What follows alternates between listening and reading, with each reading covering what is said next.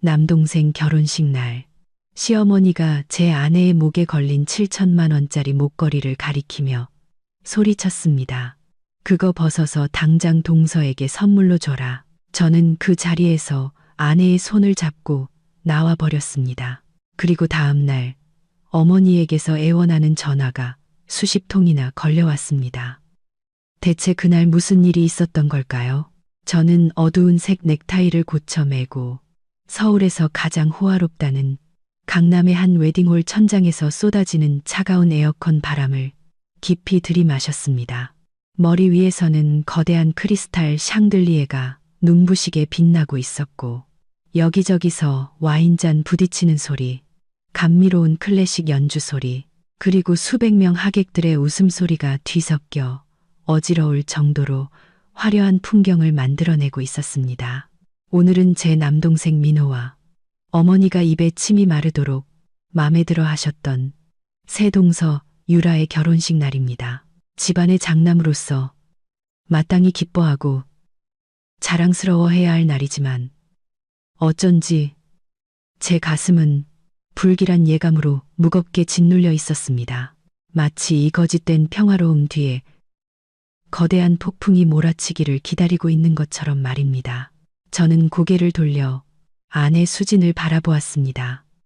오늘따라 유난히 아름다웠습니다. 수진은 몸매가 드러나는 검은색 벨벳 원피스를 입고 있었는데 그 덕분에 새하얀 피부와 꾸미지 않아도 우아한 분위기가 더욱 돋보였습니다. 그녀의 목에는 은하수의 꿈이라는 이름의 다이아몬드 플래티넘 목걸이가 반짝이며 수많은 사람들의 시선을 사로잡고 있었습니다. 그것은 결혼 3주년을 기념하여 제가 선물한 것으로 우리가 함께 폭풍우를 헤쳐온 시간의 증표였습니다. 수지는 긴장한 탓인지 차가워진 손으로 제 손을 꽉 잡았지만 저를 바라보는 눈빛에는 여전히 다정함과 신뢰가 가득했습니다. 결혼식은 성대한 의식으로 시작되었습니다. 민호와 유라는 단상 위에서 하객들의 축하와 두둑한 축의금 봉투들을 받았습니다. 어머니 박 여사님은 붉은색 고급 한복을 차려입고 얼굴에 웃음꽃을 활짝 피운 채 하객들을 맞이하느라 분주했습니다. 저와 수진이 결혼할 때와는 달리 집안 배경이 좋은 며느리를 얻었다는 사실에 무척이나 자랑스러워하는 기색이 역력했습니다. 친지들이 선물을 전달하는 순서가 되자 신랑 측 메인 테이블의 분위기는 이상하리만치 긴장감에 휩싸였습니다. 아버지는 늘 그랬듯 체념한 표정으로 조용히 와인만 홀짝이고 계셨습니다. 수지는 핸드백에서 미리 준비해둔 두툼한 봉투를 조심스럽게 꺼냈습니다. 안에는 우리 부부가 상의해서 준비한 현금 300만 원이 들어있었습니다. 수지는 미소를 지으며 두 손으로 봉투를 유라에게 건네며 부드러운 목소리로 말했습니다. 동서, 두 사람의 행복한 앞날을 축복해요. 이건 형님이랑 아주버님이 두 사람 새 출발에 보태쓰라고 드리는 작은 성의예요. 유라는 봉투를 흘깃 쳐다보더니 계산적인 눈빛을 반짝였지만 이내 사교적인 미소로 감추었습니다. 그녀는 봉투를 건네받으며 입으로는 작게 감사하다고 말했지만 두 눈은 수진의 목에 걸린 목걸이에 고정되어 있었습니다. 저는 그 노골적인 탐욕의 시선을 알아차렸습니다. 너무나도 저속하고 천박해서 불쾌하기 짝이 없었죠. 바로 그때 그 어색한 예의를 깨뜨리며 어머니의 날카로운 목소리가 울려 퍼졌습니다. 예, 수진아. 박 여사님은 들고 있던 젓가락을 사기 그릇에 세게 내려놓았습니다. 그 건조한 파여름에 주위 사람들이 모두 깜짝 놀라 돌아보았습니다. 맏며느리라는 애가 그렇게 인색해서 쓰겠니? 내 시동생 평생에 한 번뿐인 결혼식인데 겨우 그 얄팍한 봉투 하나 내미는 게 말이 되니? 누가 보면 우리 집안 망한 줄 알겠다. 수지는 그 자리에 얼어붙었고 입가의 미소는 사라졌습니다. 그녀는 어머니를 바라보았습니다. 동그래진 두 눈에는 당혹감이 가득했습니다. 이렇게 많은 사람들 앞에서 왜 자신이 이런 터무니없는 꾸지람을 들어야 하는지 이해할 수 없다는 표정이었습니다. 제 안에서 피가 끓어오르기 시작했습니다. 제가 수진의 손을 꽉 잡으며 아내를 변호하려던 찰나 어머니가 말을 이었습니다. 목소리는 더욱 날카로워졌습니다. 마치 잘 드는 칼날 같았죠. 어머니는 수진의 얼굴을 손가락으로 가리키며 명령했습니다. 너 당장 목에 걸고 있는 그 목걸이 풀어서 유라한테 선물로 줘라. 오늘 오신 손님들 다 명망 있는 분들이신데 우리 집안에 저렇게 무례하고 인색한 맏며느리 있다고 소문나게 할 셈이야. 테이블 전체가 찬물을 끼얹은 듯 조용해졌습니다. 옆 테이블에서는 수군거리는 소리가 들려오기 시작했습니다. 저는 제 귀를 의심하며 어머니를 바라보았습니다. 지금 이 결혼식 한복판에서 단지 자신의 허황된 체면 때문에 아내에게 가장 소중한 보석을 벗어 동서에게 주라고 강요하고 있는 것입니까? 저는 동생 민호를 쳐다보았습니다. 그 애가 한마디라도 공정한 말을 해주길 바랐습니다. 하지만 민호는 술잔에 고개를 숙인 채 아무것도 듣지 못한 척하며 형수인 수진이 곤경에 처한 것을 외면했습니다. 그리고 유라, 그녀는 전혀 부끄러워하는 기색 없이 오히려 시어머니를 지지하고 기대하는 눈빛으로 쳐다보고 있었습니다. 마치 저 목걸이가 당연히 자기 것이 되어야 한다는 듯이 말입니다. 그 뻔뻔함이 마지막 한 방울이었습니다. 지난 수년간 효라는 이름 아래 잠들어 있던 제 안의 분노라는 괴물을 깨웠습니다. 저는 심호흡을 하며 가슴속에서 치밀어 오르는 분노를 억지로 눌렀지만 분노로 손이 떨리는 것까지는 막을 수 없었습니다. 이것은 단순히 선물을 달라는 요구가 아니었습니다. 이것은 공개적인 모욕이었습니다. 웨딩홀의 화려한 샹들리에 불빛이 마치 제 영혼 구석구석을 비추며 잊었다고 생각했던 기억들을 되살려내는 것 같았습니다. 저는 수진의 목에 걸린 목걸이를 보았습니다. 중앙의 다이아몬드는 정교한 플래티넘 은하수 사이에서 외로운 별처럼 반짝이고 있었습니다. 어머니나 유라에게는 그저 7천만 원짜리 물건, 과시용 장신구일지 모릅니다. 하지만 저와 수진에게 그것은 피와 눈물, 우리가 함께 견뎌온 힘든 청춘의 증거였습니다. 3년 전 제가 처음 사업을 시작했을 때 제 손에 든 것이라고는 열정과 이전의 실패로 인한 막대한 빚뿐이었습니다. 당시 지방의 유복한 집안에서 곱게 자란 수지는 평온한 삶을 포기하고 저를 따라 서울로 올라와 한여름 찜통 같던 좁디 좁은 옥탑방 생활을 감수했습니다. 비가 억수같이 쏟아지던 밤, 낡은 옥탑방 지붕에서 비가 뚝뚝 떨어져 대야를 받쳐놓고 서로를 껴안은 채 천둥 소리를 들으며 잠들었던 밤들이 기억납니다. 밥상엔 늘 나물과 계란 프라이 뿐이었지만 다이어트 중이라며 가장 큰 계란 조각을 제 밥 위에 올려주던 아내의 밝은 미소도 기억납니다. 이 은하수의 꿈 목걸이는 아내를 향한 제 약속이자 명예의 맹세였습니다. 저는 하루 18시간, 20시간씩 일하며 과로로 쓰러져 입원까지 하면서 결혼 3주년에 이 선물을 사주기 위해 돈을 모았습니다. 아내가 겪은 고생을 보상해주고 싶었고 제 옆에서 당당히 고개를 들고 걷게 해주고 싶었습니다. 이 목걸이는 자신을 위해 청춘을 바친 여자에 대한 저의 영원한 사랑과 절대적인 존중을 상징하는 것이었습니다. 그런데 이제 어머니는 아무렇지도 않게 수진에게 그것을 벗어 낯선 사람에게 주라고 요구하고 있었습니다. 저는 유라를 보았습니다. 날카로운 인상에 늘 주변을 살피며 눈을 굴리는 모습에서 계산적이고 현실적인 성격이 드러났습니다. 그녀는 도매시장에서 장사하는 집안 출신으로 시장 사람 특유의 기질이 뼛속까지 배어있는 듯했습니다. 오늘 아무리 비싼 웨딩드레스를 입어도 그 저속한 물질적 탐욕을 감출 수는 없었습니다. 그녀는 제 아내의 목을 쳐다보고 있었습니다. 아름다움에 대한 경탄이 아니라 현금으로 환산될 가치를 계산하는 눈빛으로 말입니다. 나란히 앉은 두 여자의 대조적인 모습이 참으로 씁쓸했습니다. 수지는 허리를 꼿꼿이 세우고 앉아 있었습니다. 눈에는 눈물이 그렁그렁했지만 여전히 고귀한 평정심을 잃지 않았습니다. 애원하지도 울부짖지도 않고 그저 제가 부탁했기에 늘 그랬듯이 묵묵히 모욕을 견디고 있었습니다.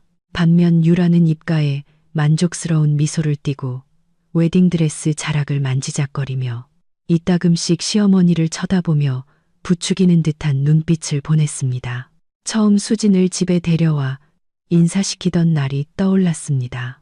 어머니는 수진을 머리부터 발끝까지 훑어보더니 지방애가 서울 집안 예법을 뭘 알겠니라며 차갑게 쏘아붙였습니다. 어머니는 수진이 촌스럽다고 집안이 자신이 점 찍어둔 미래에 사돈댁만큼 부유하지 않다고 깎아내렸습니다. 반면 민호가 유라를 데려왔을 때 어머니는 손뼉을 치며 반겼습니다. 유라네 집에서 막대한 예단을 해주고 민호의 사업을 지원해 주겠다고 약속했기 때문입니다. 그 불공평함에는 익숙했지만 오늘 그들의 탐욕과 잔인함은 제 인내심의 한계에 도달했습니다.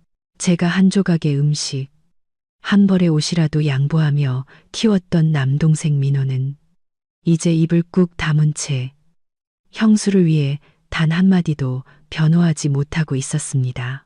민호의 침묵은 어머니의 욕설보다 더 무서웠습니다. 이 집안에서 가족 간의 정은 이미 오래전에 돈과 이기심에 의해 질식사했다는 것을 보여주었습니다. 저는 수진의 눈을 깊이 들여다보았습니다. 그 안에서 깊은 상처를 보았습니다. 저는 아내가 제 반응을 기다리고 있다는 것을 알았습니다. 그녀는 목걸이가 아까운 것이 아니었습니다. 필요하다면 전 재산을 팔아서라도 가족을 도울 여자라는 걸 저는 압니다. 하지만 그녀는 자존심이 짓밟힌 것에, 친척들 앞에서 무시당한 것에 고통스러워하고 있었습니다. 저는 그녀의 손을 꽉 잡으며 온기를 전했습니다. 오늘만큼은 그 누구도 설령 제 친어머니라 할지라도 아내에게 상처 주는 것을 용납하지 않겠다고 스스로에게 다짐했습니다. 주변의 소음이 멀어지고 제 심장 소리만 크게 들리는 듯 했습니다. 어린 시절의 기억들이 파편처럼 떠올라 어머니의 편애로 가득 찬 어두운 그림을 완성했습니다. 저는 장남이었지만 아이가 마땅히 받아야 할 애정을 받아본 적이 없었습니다. 어릴 적 제사나 명절 때면 노릇하게 삶아진 닭 한 마리가 상에 올랐고 가장 기름진 닭다리는 언제나 민호의 몫이었습니다. 어머니는 늘 동생은 아직 작으니까 많이 먹고 커야지, 형은 양보할 줄 알아야 한다고 말했습니다. 제게는 퍽퍽한 닭가슴살이나 뼈만 앙상한 날개 끝만 돌아왔습니다. 저는 말없이 밥을 먹으며 입가에 기름을 잔뜩 묻힌 채 닭다리를 뜯는 동생을 바라보았습니다. 어머니는 옆에서 다정하게 동생의 입을 닦아주셨죠. 그런 사소한 일들로부터 서러움이 제 어린 마음에 스며들었습니다. 좀 더 자라서는 제 옷은 모두 친척들에게서 물려받은 헌옷이거나 시장에서 산 값싼 옷들이었습니다. 반면 민호는 새 학년이 될 때마다 항상 유행하는 새 옷을 입었습니다. 어머니는 제가 다 컸으니 아무거나 입어도 되고, 동생은 친구들에게 뒤처지지 않게 잘 입어야 한다고 말씀하셨습니다. 저는 수많은 밤을 홀로 울며 제가 친아들이 맞는지, 아니면 귀한 동생을 위해 존재하는 주워온 아이는 아닌지 자문했습니다. 저는 그 가난과 불공평함에서 벗어나기 위해 악착같이 공부해 서울에 있는 대학에 합격했고 도시로 떠났습니다. 저는 서빙, 설거지, 배달 아르바이트 등 온갖 일을 하며 학비를 벌었고 집에 단 한 푼도 손 벌리지 않았습니다. 그동안 민호는 집에서 어머니의 응석을 받으며 학업은 뒷전인 채 친구들과 어울려 물쓰듯 돈을 썼습니다. 어머니는 제가 서울에서 힘들게 사는지, 밥은 먹고 다니는지 한 번도 묻지 않으셨지만 민호가 돈이 떨어졌다고 하면 밭을 팔고 돼지를 팔아서라도 돈을 붙여주셨습니다. 어머니가 수진을 미워하는 더 깊은 이유는 단순히 그녀의 출신 때문만은 아니었습니다. 저는 어머니가 수진을 싫어하는 이유가 수진이 제 가치를 알아봐준 유일한 사람이고 저를 강하고 독립적인 사람으로 만들어주었기 때문이라는 것을 압니다. 어머니는 늘 순종적이던 맏아들에 대한 통제력을 잃을까 두려워했습니다. 제가 아내 말을 듣고 아내를 사랑하는 것을 어머니는 아내에게 잡혀 산다고 여겼습니다. 어머니는 무조건 고개 숙이고 순종하며 시댁에 헌신하고 특히 부유해서 자신에게 돈을 가져다 줄 며느리를 원했습니다. 수지는 그런 이상형과는 정반대였습니다. 그녀는 독립적이고 경제적으로 자립했으며 무엇보다 자존심이 강했습니다. 시부모님을 존중했지만 불합리한 요구는 절대 받아들이지 않았습니다. 수진의 그런 단호함이 어머니의 눈에 가시였습니다. 어머니는 늘 온갖 핑계를 대며 수진을 깎아내렸습니다. 음식 솜씨가 자기 입맛에 맞지 않는다는 불평부터 수진의 옷차림과 씀씀이를 지적하는 것까지 오늘 목걸이에 대한 터무니없는 요구는 단순한 탐욕이 아니었습니다. 그것은 계산된 심리 공격이었습니다. 어머니는 친척들 앞에서 수진의 길을 꺾고 시어머니로서의 권위를 확립하고 싶었던 겁니다. 이 집안에서는 자신의 말이 곧 법이며 우리 부부의 재산 역시 자신의 재산이라는 것을 증명하고 싶었던 것입니다. 박 여사님은 저를 뚫어지게 쳐다보았습니다. 그 눈에는 익숙한 복종을 기다리는 날카로운 빛이 서려 있었습니다. 그녀는 제가 예전처럼 집안의 평화를 위해 고개를 숙이고 수진을 설득해 목걸이를 벗어주게 할 것이라 생각했습니다. 하지만 그녀는 틀렸습니다. 순종적이던 과거의 아들은 이미 죽었습니다. 한 번도 제 차지가 아니었던 닭다리와 함께 퀴퀴한 곰팡내 나던 낡은 옷들과 함께 죽어버렸습니다. 저는 아버지를 보았습니다. 그는 여전히 헐렁한 양복을 입고 다른 곳을 쳐다보며 앉아 있었습니다. 지난 수년간 아버지의 나약함이 어머니의 독선을 키워왔습니다. 이제 아버지를 원망하지 않습니다. 그저 불쌍할 뿐입니다. 아버지 역시 어머니가 세운 비뚤어진 가풍의 또 다른 희생자일 뿐입니다. 저는 다시 수진을 보았습니다. 그녀의 가녀린 어깨가 가늘게 떨리고 있었습니다. 눈물을 필사적으로 참고 있었습니다. 심장이 조여오는 것 같았습니다. 저는 아내를 지켜주고 행복하게 해주겠다고 맹세했습니다. 만약 오늘 제가 침묵한다면 저는 그녀의 남편이 될 자격이 없습니다. 그녀가 제게 바친 사랑과 희생을 받을 자격이 없습니다. 저는 깊은 숨을 들이마시고 자리에서 벌떡 일어났습니다. 의자가 바닥에 끌리는 소리가 귀에 거슬리게 울려 퍼지며 숨 막히는 정적을 깼습니다. 모든 시선이 제게 쏠렸습니다. 어머니는 잠시 놀란 듯했지만 이내 사나운 표정을 되찾고는 턱을 치켜들며 뭘 할 거냐고 물었습니다. 저는 어머니의 눈을 똑바로 쳐다보았습니다. 더 이상 예전의 두려움이나 망설임은 없었습니다. 저는 또렷하고 단호한 목소리로 마치 총알처럼 파티의 무서운 침묵을 꿰뚫으며 말하기 시작했습니다. 어머니, 그리고 이 자리에 계신 모든 고모, 삼촌, 양가 친지 어르신 여러분, 제 목소리는 낮았지만 쥐 죽은 듯 조용한 홀 전체에 울려 퍼졌습니다.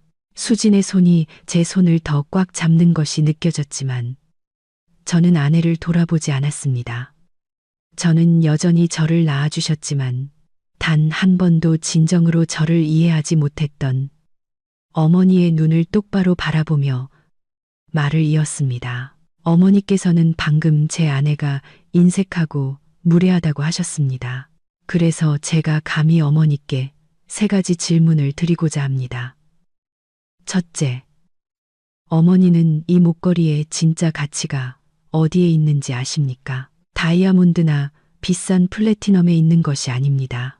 그 가치는 저와 수진이 함께 라면을 먹고 보리차를 마시며 사업을 일구기 위해 몸부림쳤던 지난 3년의 청춘에 있습니다. 어머니께서는 이것이 몸 바깥의 물건이라 하셨지만 저에게는 동고동락한 부부의 정을 증명하는 신성한 기념물입니다.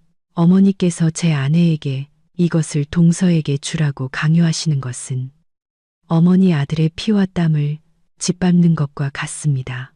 박 여사님은 충격에 휩싸여 눈을 동그랗게 뜨고 저를 쳐다보았습니다. 입을 열어 무언가 말하려 했지만 저는 손을 들어 막고는 그동안 쌓였던 울분을 터뜨리듯 말을 쏟아냈습니다.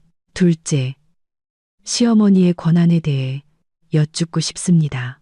어머니께서는 며느리를 가르칠 권리는 있으시지만 자신의 체면을 위해 자식의 사유재산을 빼앗을 권리는 없습니다.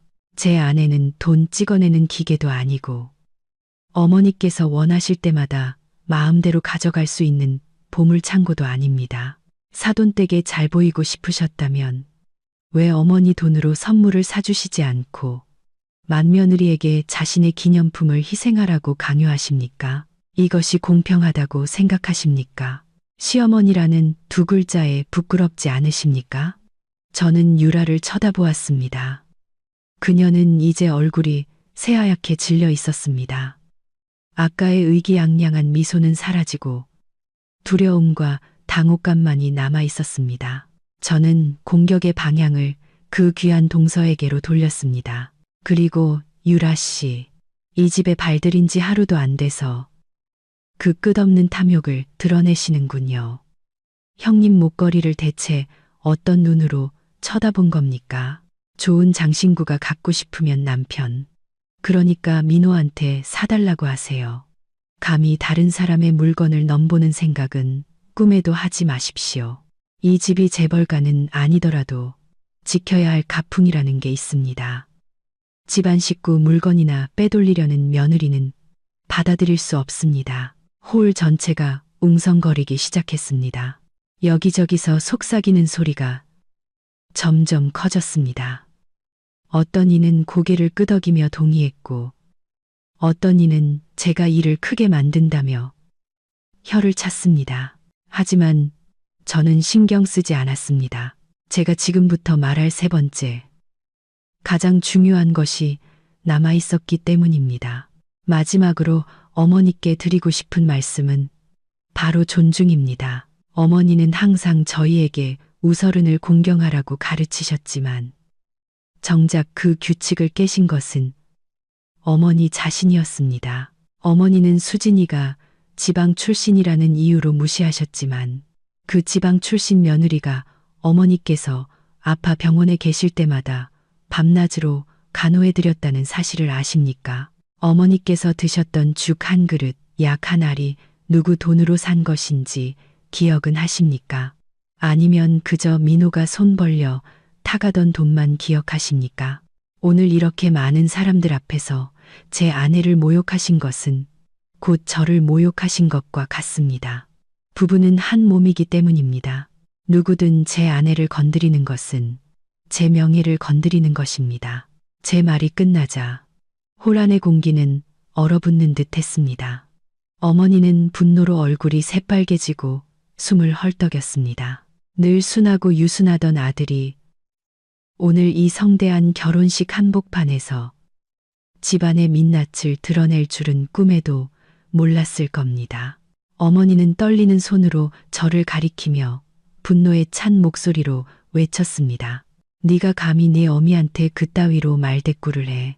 내가 너를 어떻게 키웠는데 이제 와서 날 물어뜯어. 이 불효자식, 저 여우 같은 연말에 홀려서 이 집안을 망치려는 거지. 그렇지?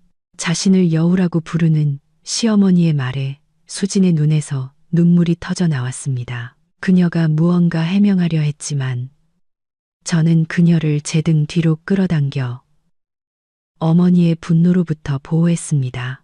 저는 어머니를 바라보았습니다. 이제 눈에는 한 줌의 애정도 남지 않았고 쓰라린 실망감만이 가득했습니다. 저는 누구 편도 들지 않습니다. 그저 옳은 편을 들 뿐입니다. 아내를 보호하는 것이 불효라면 그 불효자식이라는 이름 제가 받겠습니다. 하지만 저는 아내가 억압당하는 것을 보고도 아무 말 못하는 비겁하고 나약한 남편이 되느니 차라리 불효자식이 되겠습니다. 저는 여전히 고개를 숙인 채 하얀 테이블보만 구기고 있는 동생 민호를 쳐다보았습니다. 그리고 너, 민호, 넌 남자고 오늘 결혼식의 주인공이야. 그런데 엄마가 이렇게 난동을 부리게 내버려 두고 네 아내가 형수에게 탐욕스럽게 구는 걸 보고만 있어. 부끄럽지도 않니? 침묵은 곧 악에 동조하는 거야. 넌 정말 비겁하다. 동생아, 너한테 실망했다. 민호는 고개를 들어 저를 보았습니다. 그의 눈빛이 심하게 흔들렸습니다. 무언가 말하려다가도 겁먹은 눈으로 어머니를 쳐다보더니 다시 고개를 숙여 비겁한 침묵을 이어갔습니다. 민호의 그 행동은 제가 그동안 쌓아 올리려 노력했던 형제의 마침표를 찍는 것과 같았습니다. 박 여사님은 이제 폭발하는 화산과도 같았습니다. 그녀는 테이블을 치며 일어섰고 그 바람에 와인잔이 엎어져 하얀 테이블보 위로 붉은 와인이 피처럼 번져나갔습니다. 닥치지 못해 내가 말하지 말랬지. 아주 잘나셨어. 컸다고 이제 이 집안을 우습게 봐. 아내를 머리 위에 이고 살면 만수무강이라도 할 것 같아. 똑똑히 들어도 오늘 네 마누라가 저 목걸이를 벗어서 동서에게 주지 않으면 너희 부부는 이 문 밖을 나갈 생각도 말고 다시는 나를 엄마라고 부르지도 마. 어머니의 협박은 제 얼굴에 찬물을 끼얹는 것과 같았습니다. 하지만 이상하게도 그 덕분에 저는 그 어느 때보다 정신이 맑아졌습니다. 저는 제 앞에 서 있는 분노로 얼굴이 일그러지고 화장이 번진 여자를 보았습니다. 그녀는 참으로 불쌍하면서도 무서웠습니다. 그녀는 모성애를 이용해 저를 감정적으로 협박하고 보석 하나 때문에 아들과 연을 끊을 준비가 되어 있었습니다. 저는 씁쓸하고 고통스러운 미소를 지었습니다. 호란을 둘러보며 하객들의 호기심 어린 시선을 마주했습니다. 그들은 무료 비극을 관람하고 있었고 제 가족은 그 무대의 배우들이었습니다. 저는 다시 어머니를 보며 전례 없이 차갑고 단호한 목소리로 말했습니다. 저와 연을 끊고 싶으시다고요? 좋습니다.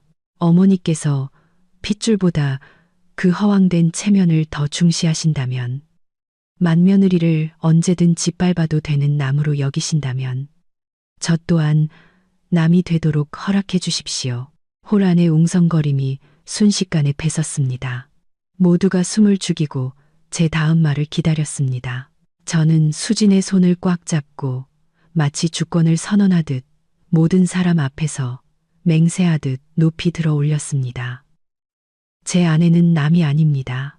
그녀는 제 평생의 동반자이며 제 인생의 마지막까지 함께할 사람입니다.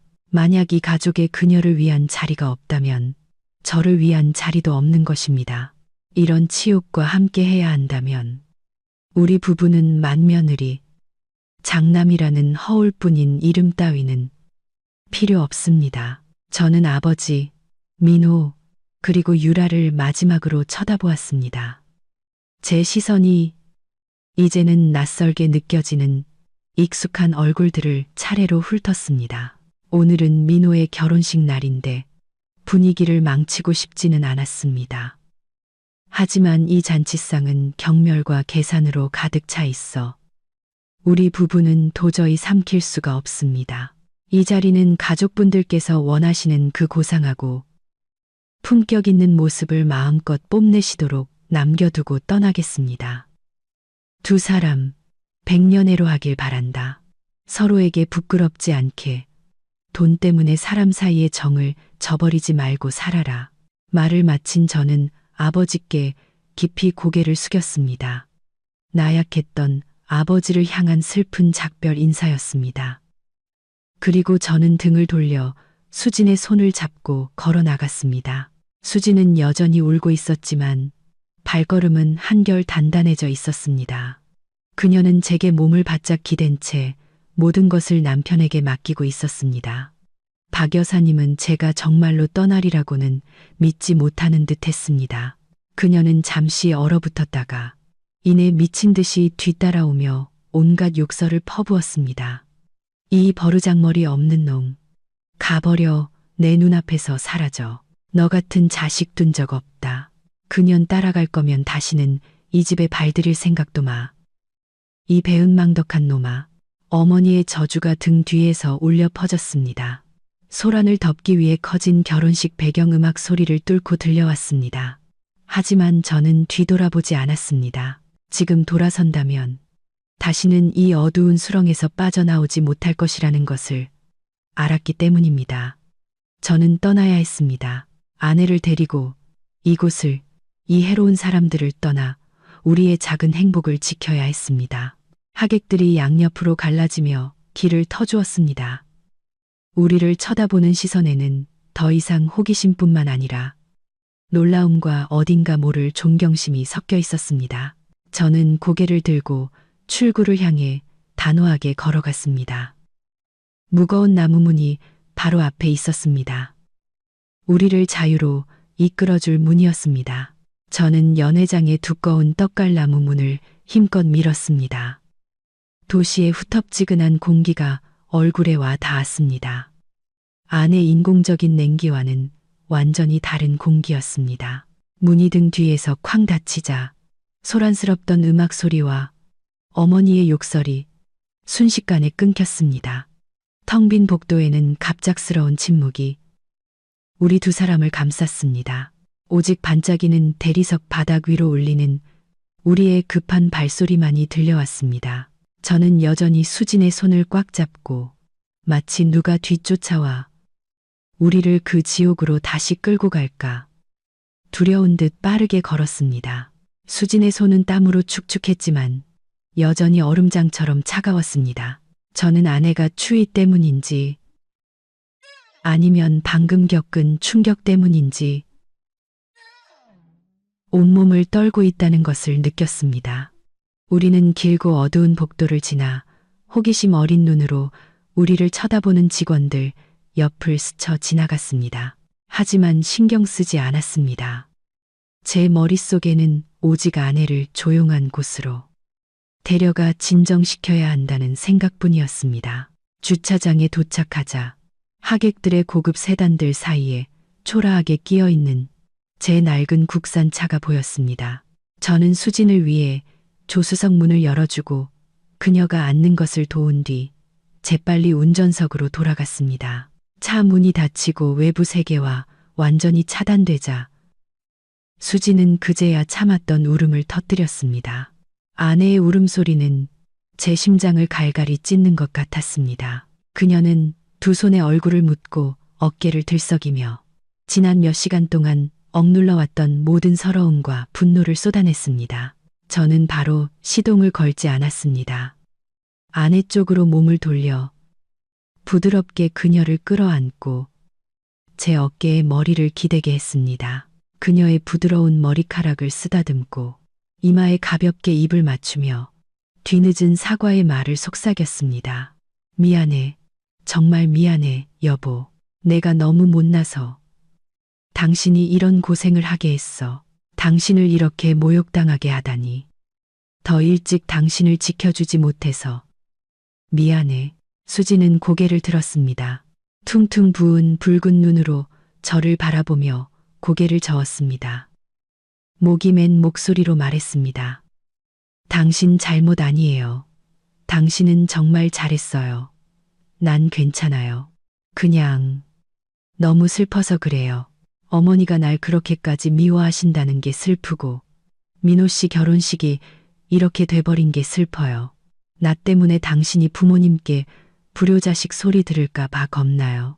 아내의 그 너그러운 말에 제 가슴은 더욱 아파왔습니다. 이런 순간에도 저를 걱정하고 제 명예를 걱정하다니 하늘은 어째서 이렇게 착한 여자에게 이토록 불공평한 걸까요? 저는 눈물로 젖은 아내의 얼굴을 들어 올리고 그 맑은 갈색 눈을 깊이 들여다보며 단호하게 말했습니다. 그런 걱정하지 마.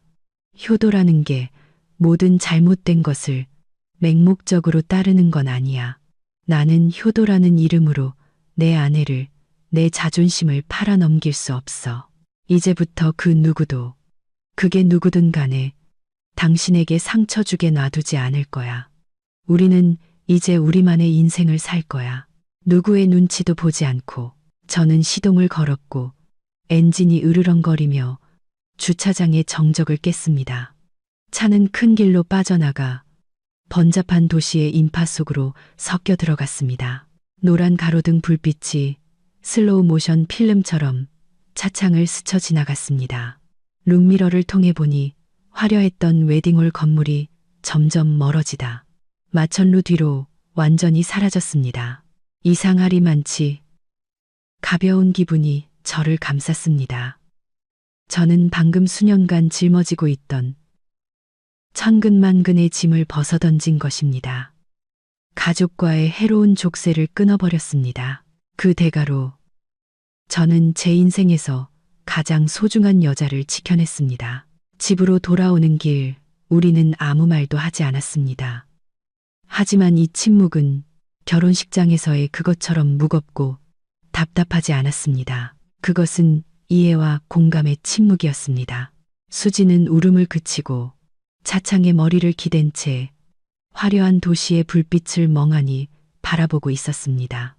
아내의 손이 기어 레버 위에 놓인 제 손을 찾아와 가볍게 쥐었습니다. 저도 아내의 손을 잡고 열 손가락을 단단히 깍지 꼈습니다. 아내의 온기가 제게 전해져 상처투성이인 제 마음을 따뜻하게 해주었습니다. 내일부터 폭풍이 몰아칠 것을 압니다. 사람들의 뒷담화, 비난하는 전화, 친척들의 압박이 우리를 덮칠 것입니다. 하지만 저는 두렵지 않습니다. 수진만 곁에 있다면, 우리가 한마음이라면 그 어떤 풍파도 우리를 쓰러뜨릴 수 없을 것입니다. 저는 그렇게 믿습니다. 차는 우리를 작지만 평화로운 보금자리로 데려다 주었습니다. 불공평과 눈물로 가득 찼던 과거를 뒤로 한 채 차는 아파트 지하 주차장으로 천천히 들어섰습니다. 주차장의 환한 형광등 불빛에 눈이 부셨습니다. 마치 위선과 잔인함으로 가득 찬 다른 세계에서 막 돌아온 기분이었습니다. 저는 시동을 껐습니다. 엔진 소리가 잦아들며 원래의 고요함을 되찾았습니다. 저는 수진을 돌아보았습니다. 그녀는 여전히 앞을 멍하니 바라보며 앉아 있었습니다. 제 손을 놓으면 모든 것이 무너질까 두려운 듯 꽉 잡고 있었습니다. 집에 다 왔어. 여보. 제가 부드럽게 어깨를 흔들며 불렀습니다. 수지는 깜짝 놀라 저를 돌아보더니 이내 평소의 다정한 모습으로 돌아왔습니다. 그녀는 고개를 끄덕이며 희미하지만 절대적인 신뢰가 담긴 미소를 지었습니다. 우리는 함께 차에서 내려 엘리베이터에 탔습니다. 우리 둘만 있는 좁은 엘리베이터 공간이 이상하게 따뜻하게 느껴졌습니다. 저는 수진의 허리를 감싸 안고 제게 바짝 끌어당겼습니다. 그녀는 제 가슴에 머리를 기댄 채 제 심장 소리를 들었고 저는 그것이 지금 그녀에게 가장 평온한 곳이라는 것을 알았습니다. 현관문이 열리자 익숙한 레몬그라스 아로마, 오일 향기가 우리를 맞았습니다. 이곳은 우리 부부가 한 푼, 두 푼 모아 장만한 매일 함께 행복을 가꾸는 우리의 보금자리였습니다. 집에 들어서자마자 수지는 하이힐을 벗었습니다. 맨발이 시원한 나무 바닥에 닿자 그녀는 가볍게 몸을 떨었습니다.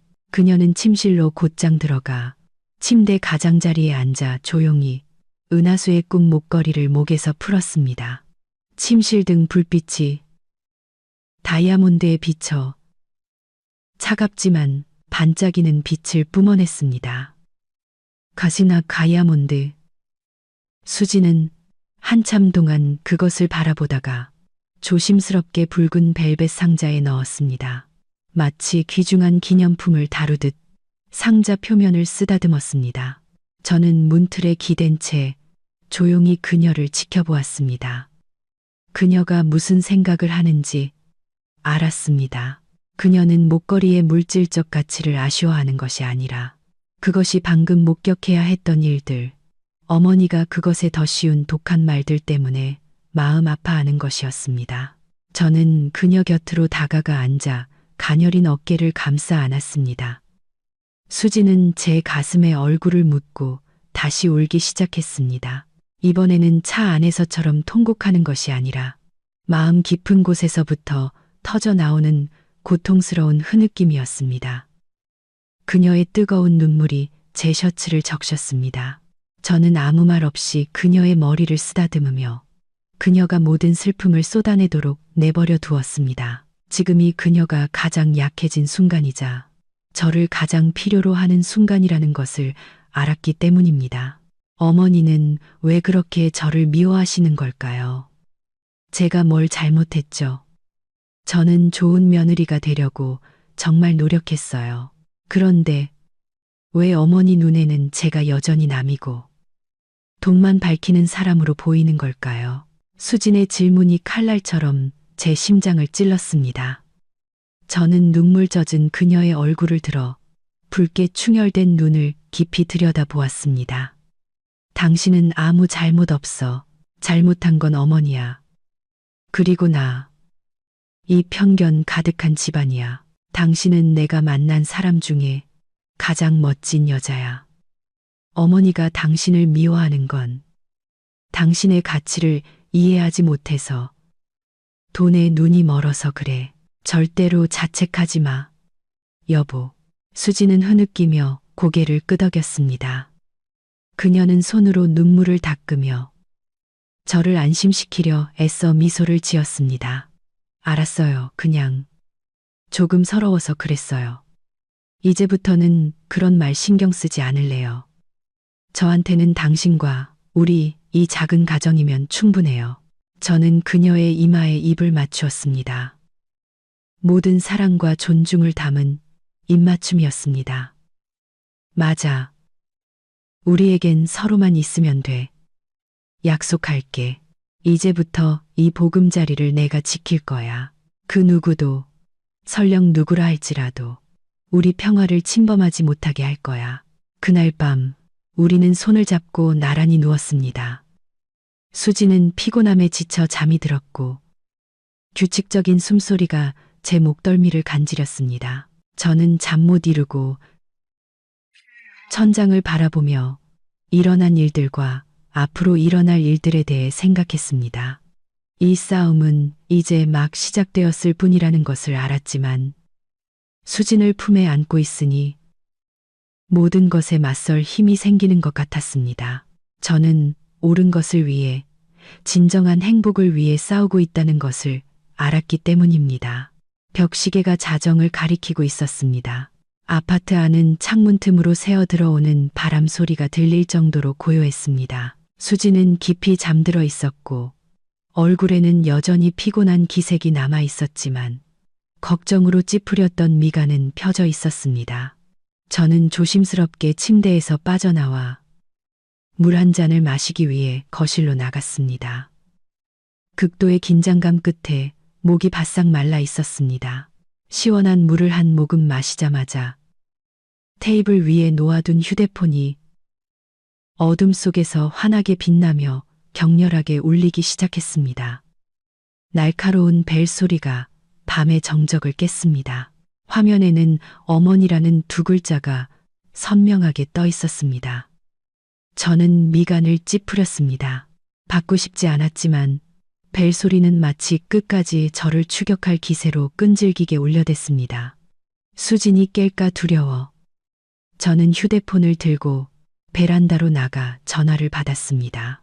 휴대폰을 귀에 대자마자 어머니의 고함 소리가 고막을 찢을 듯 울려 퍼져 저는 기기를 귀에서 조금 떼어야 했습니다. 이민준, 너 아주 잘났다.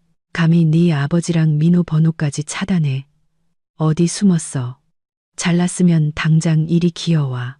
어머니의 목소리는 고함을 많이 질러 쉬어 있었지만 여전히 위압적이었습니다. 저는 거실 소파에 아빠와 민호가 앉아 있고 어머니가 얼굴이 벌개진 채로 전화기에 대고 소리치는 모습이 눈에 선했습니다. 어디 숨지 않았어요. 제 집에 있어요. 이 시간에 무슨 일이세요? 계속 욕하실 거면 끊겠습니다. 제 목소리는 제 자신도 놀랄 만큼 차분하고 냉정했습니다. 아마 결혼식에서의 충격 이후 어머니의 분노에 무뎌진 모양입니다. 네가 감히 내 어미한테 그따위로 말해. 무슨 일이냐고. 내가 내 동생 결혼식을 망쳐놓고 온 친척 앞에서 내 얼굴에 똥칠을 하고 도망가 놓고는 무슨 일이냐고 물어. 내가 명령한다. 내일 아침 당장 네 마누라 데리고 와서 나한테, 유라한테, 사돈댁 식구들한테 무릎 꿇고 사죄해. 그렇지 않으면 나도 가만 안 있을 줄 알아. 저는 실소를 터뜨렸습니다. 씁쓸한 웃음이 밤 공기 속으로 흩어졌습니다. 이 지경에 이르러서도 어머니는 여전히 자신의 권력을 과신하고 있었습니다. 그녀는 자신이 모든 것을 망쳤다는 사실을 전혀 깨닫지 못하고 있었습니다. 어머니, 아직도 모르시겠어요? 저는 절대 사과하지 않을 거고 제 아내는 더더욱 그럴 겁니다. 사과해야 할 사람은 어머니와 민호, 그리고 유라 씨예요. 더 이상 저를 협박하지 마세요. 이미 말씀드렸잖아요. 어머니께서 제 아내를 존중하지 않으신다면 저도 이 가족 필요 없습니다. 네가 감히 나랑 연을 끊겠다고 저 여우 같은 년 때문에 애미애비도 버리겠다는 거야? 이 불효막심한 놈아. 내가 온 동네방네 너희 부부의 진짜 모습을 다 까발리고 다닐 테다. 너희들 다시는 고개도 못 들고 다니게 만들어주겠어. 어머니께서 원하시는 대로 하세요. 하지만 저도 미리 말씀드리죠. 떳떳한 사람은 두려울 게 없습니다. 어머니께서 너무 심하게 나오시면 저도 더는 가만히 있지 않을 겁니다. 늦었으니 주무세요. 저희 흉보시려면 힘이라도 비축해 두셔야죠. 저는 어머니가 더 말할 틈도 주지 않고 단호하게 전화를 끊었습니다. 그리고 즉시 설정에 들어가 어머니의 번호를 차단했습니다. 1분도 채 되지 않아 아버지와 민호, 그리고 고모와 삼촌에게서 연달아 전화가 걸려왔습니다. 화면에 떠오르는 번호들이 마치 빛 독촉을 하는 유령처럼 보였습니다. 저는 무감각한 눈으로 그 번호들을 바라보았습니다. 그들은 뭘 원할까요? 저를 비난하고, 훈계하고, 다시 그 낡은 구렁텅이로 돌아오라고 강요하려는 걸까요? 저는 누구의 전화도 받지 않았습니다. 익숙한 번호들을 차례로 모두 차단했습니다. 차단 버튼을 누를 때마다 저를 되자매던 끈이 하나씩 끊어지는 기분이었습니다. 안도감이 밀려왔지만 동시에 약간의 고통도 느껴졌습니다. 제 손으로 혈육을 인생에서 밀어내야 한다는 사실이 아팠습니다. 하지만 이것이 해야 할 일이라는 것을 알았습니다. 수진을 지키고 제 자신을 지키기 위해 저는 잔인해져야만 했습니다. 저는 베란다에 서서 잠든 도시를 내려다보았습니다. 이 싸움은 길고 험난할 것입니다. 어머니는 쉽게 포기하지 않을 것입니다. 온갖 친척과 이웃을 동원해 우리를 압박할 것입니다. 하지만 저는 준비가 되었습니다. 저는 수진을 모든 폭풍으로부터 지켜줄 가장 단단한 성벽이 될 것입니다. 저는 집 안으로 돌아와 휴대폰을 무음 모드로 바꾸고 테이블에 내려놓았습니다. 침실로 들어가 수진 옆에 누웠습니다. 그녀는 잠결에 뒤척이며 무의식적으로 저를 껴안았습니다. 아내의 온기가 제게 전해져 칠흑 같은 밤의 냉기를 몰아냈습니다. 저는 눈을 감고 속삭였습니다. 잘 자, 내 사랑. 내일은 다시 해가 뜰 거고 나는 항상 내 곁에 있을게. 일요일 아침 커튼 틈으로 스며든 노란 햇살이 눈을 비추어 잠에서 깼습니다. 저는 눈을 찌푸리며 길게 기지개를 켰습니다. 힘든 하루를 보낸 뒤에 뻐근함이 느껴졌습니다. 옆을 보니 수진의 자리는 비어 있었습니다. 저는 깜짝 놀라 벌떡 일어났지만 이내 부엌에서 들려오는 커피 향과 달그락거리는 소리에 안심했습니다. 수진은 이미 일어나 아침 식사를 준비하고 있었습니다. 저는 침대에서 내려와 욕실에서 세수를 했습니다. 거울 속 제 모습은 칠했지만 눈빛은 이상하리만치 단호하게 빛나고 있었습니다. 찬물로 세수를 하고 정신을 차린 뒤 부엌으로 나갔습니다. 수지는 가스레인지 앞에 서서 계란 프라이를 뒤집고 있었습니다. 높이 묶은 머리 아래로 드러난 하얀 목선이 아름다웠습니다. 그녀는 연분홍색 실크 잠옷을 입고 있었는데 그 모습이 참으로 다정하고 평화로워 보였습니다. 좋은 아침, 여보. 저는 뒤에서 그녀의 허리를 감싸 안고 어깨에 턱을 올렸습니다. 수지는 깜짝 놀라 돌아보며 환하게 미소 지었습니다. 그녀의 미소는 어제의 어두운 그림자를 모두 걷어내는 듯 했습니다. 일어났어요. 아침 식사 거의 다 됐으니까 식탁에 앉아 있어요. 저는 그녀의 뺨에 가볍게 입을 맞추고 얌전히 식탁에 앉았습니다. 아침 식사는 토스트와 계란 프라이, 오이 몇 조각과 아이스 라떼 2잔뿐인 단출한 식사였습니다. 하지만 제게는 그 어떤 산의 진미보다 맛있었습니다. 우리는 조용한 가운데 식사를 했습니다. 편안하고 여유로운 침묵이었습니다. 마치 이 드문 평화로운 아침을 온전히 즐기자는 암묵적인 합의라도 한 듯 아무도 어젯밤의 일을 꺼내지 않았습니다. 식사를 마친 후 우리는 함께 베란다에 앉아 커피를 마시며 아침의 도시 풍경을 감상했습니다. 시원한 바람이 불어왔고 하늘은 구름 한 점 없이 맑았습니다. 수지는 제 어깨에 머리를 기댄 채 커피 잔을 만지작거리며 나지막이 한숨을 쉬었습니다. 여보, 어머니께서 우리를 그냥 내버려 두실까요? 저는 아내가 여전히 걱정하고 있다는 것을 알았습니다. 저는 그녀의 손을 잡고 가볍게 쥐며 말했습니다. 절대 아닐 거야. 어머니 성격에 쉽게 포기하실 리 없어. 온 동네방네 다니면서 불쌍한 척, 자식에게 버림받은 피해자인 척 하실 거야. 모든 친척들에게 전화해서 우리를 비난하겠지. 하지만 걱정 마. 떳떳한 사람은 두려울 게 없으니까. 수지는 고개를 끄덕였지만 눈빛에는 여전히 슬픔이 어려 있었습니다. 그냥 불효자식이라는 소리 들을까봐 걱정돼요. 남들은 사정도 모르고 어머니 말만 듣고 당신을 나쁘게 볼 거잖아요. 당신이 사람들 입에 오르내리는 거 싫어요. 바보 같긴. 세상 사람들 입을 어떻게 다 막아. 우리를 이해해주는 사람은 고맙게 여기고 이해 못하는 사람은 그냥 내버려 두면 돼.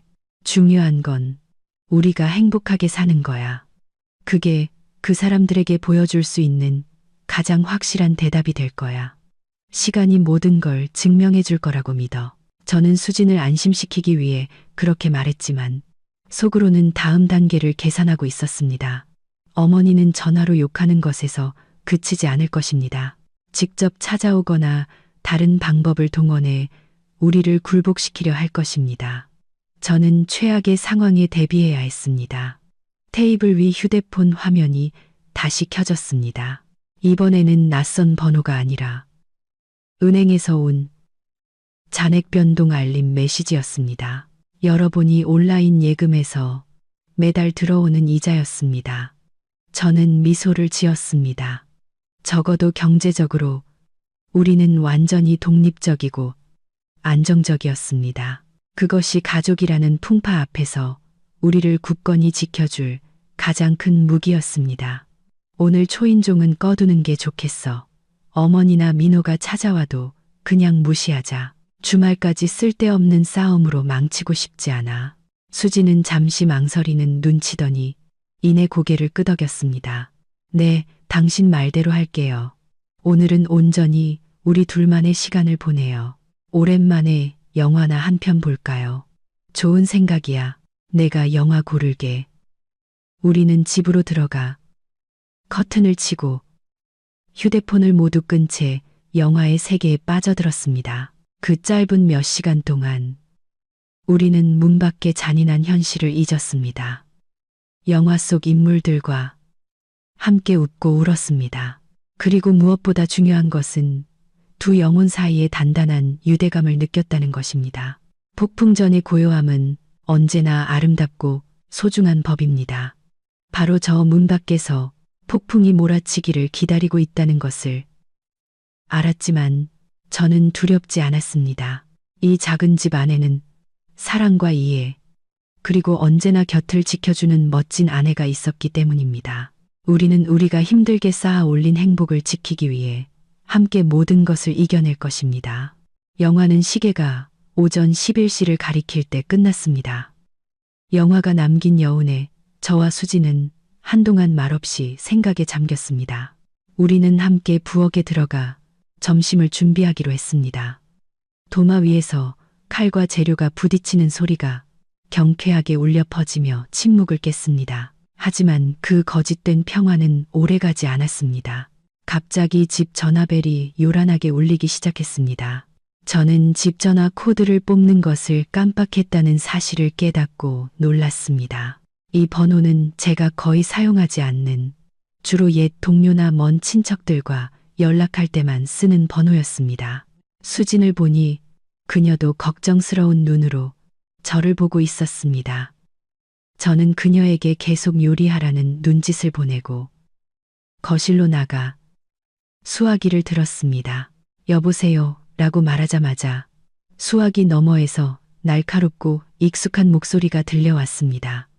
어머니의 여동생, 즉 제 고모였습니다. 고모는 친척들 사이에서 말솜씨가 좋지만 남의 집안일에 간섭하고 험담하기를 좋아하는 것으로 유명했습니다. 민준이니? 세상에, 너 지금 무슨 짓을 하고 다니는 거니? 내 엄마가 아침부터 전화해서 울고불고 난리도 아니더라. 네가 제정신이야?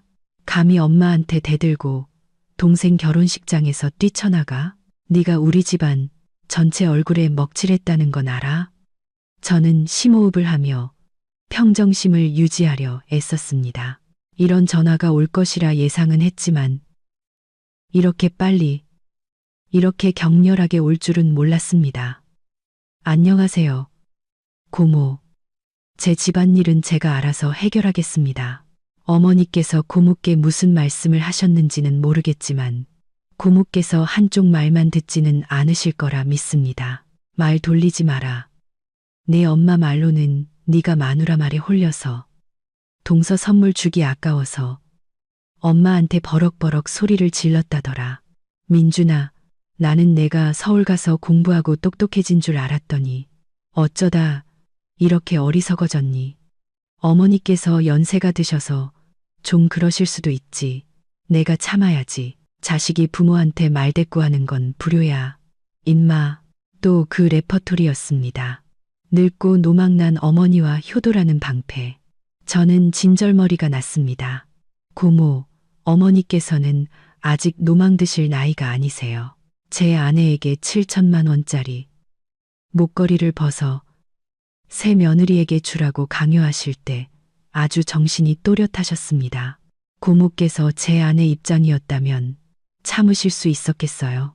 아니면 고모부께서 고모딸에게 그렇게 하셨다면 가만히 계셨겠어요? 고모는 제 날카로운 반박에 잠시 말을 잃은 듯 했습니다. 하지만 이내 그 낡은 노래를 다시 시작했습니다. 그래도 한 집안 식구끼리 그러는 거 아니지.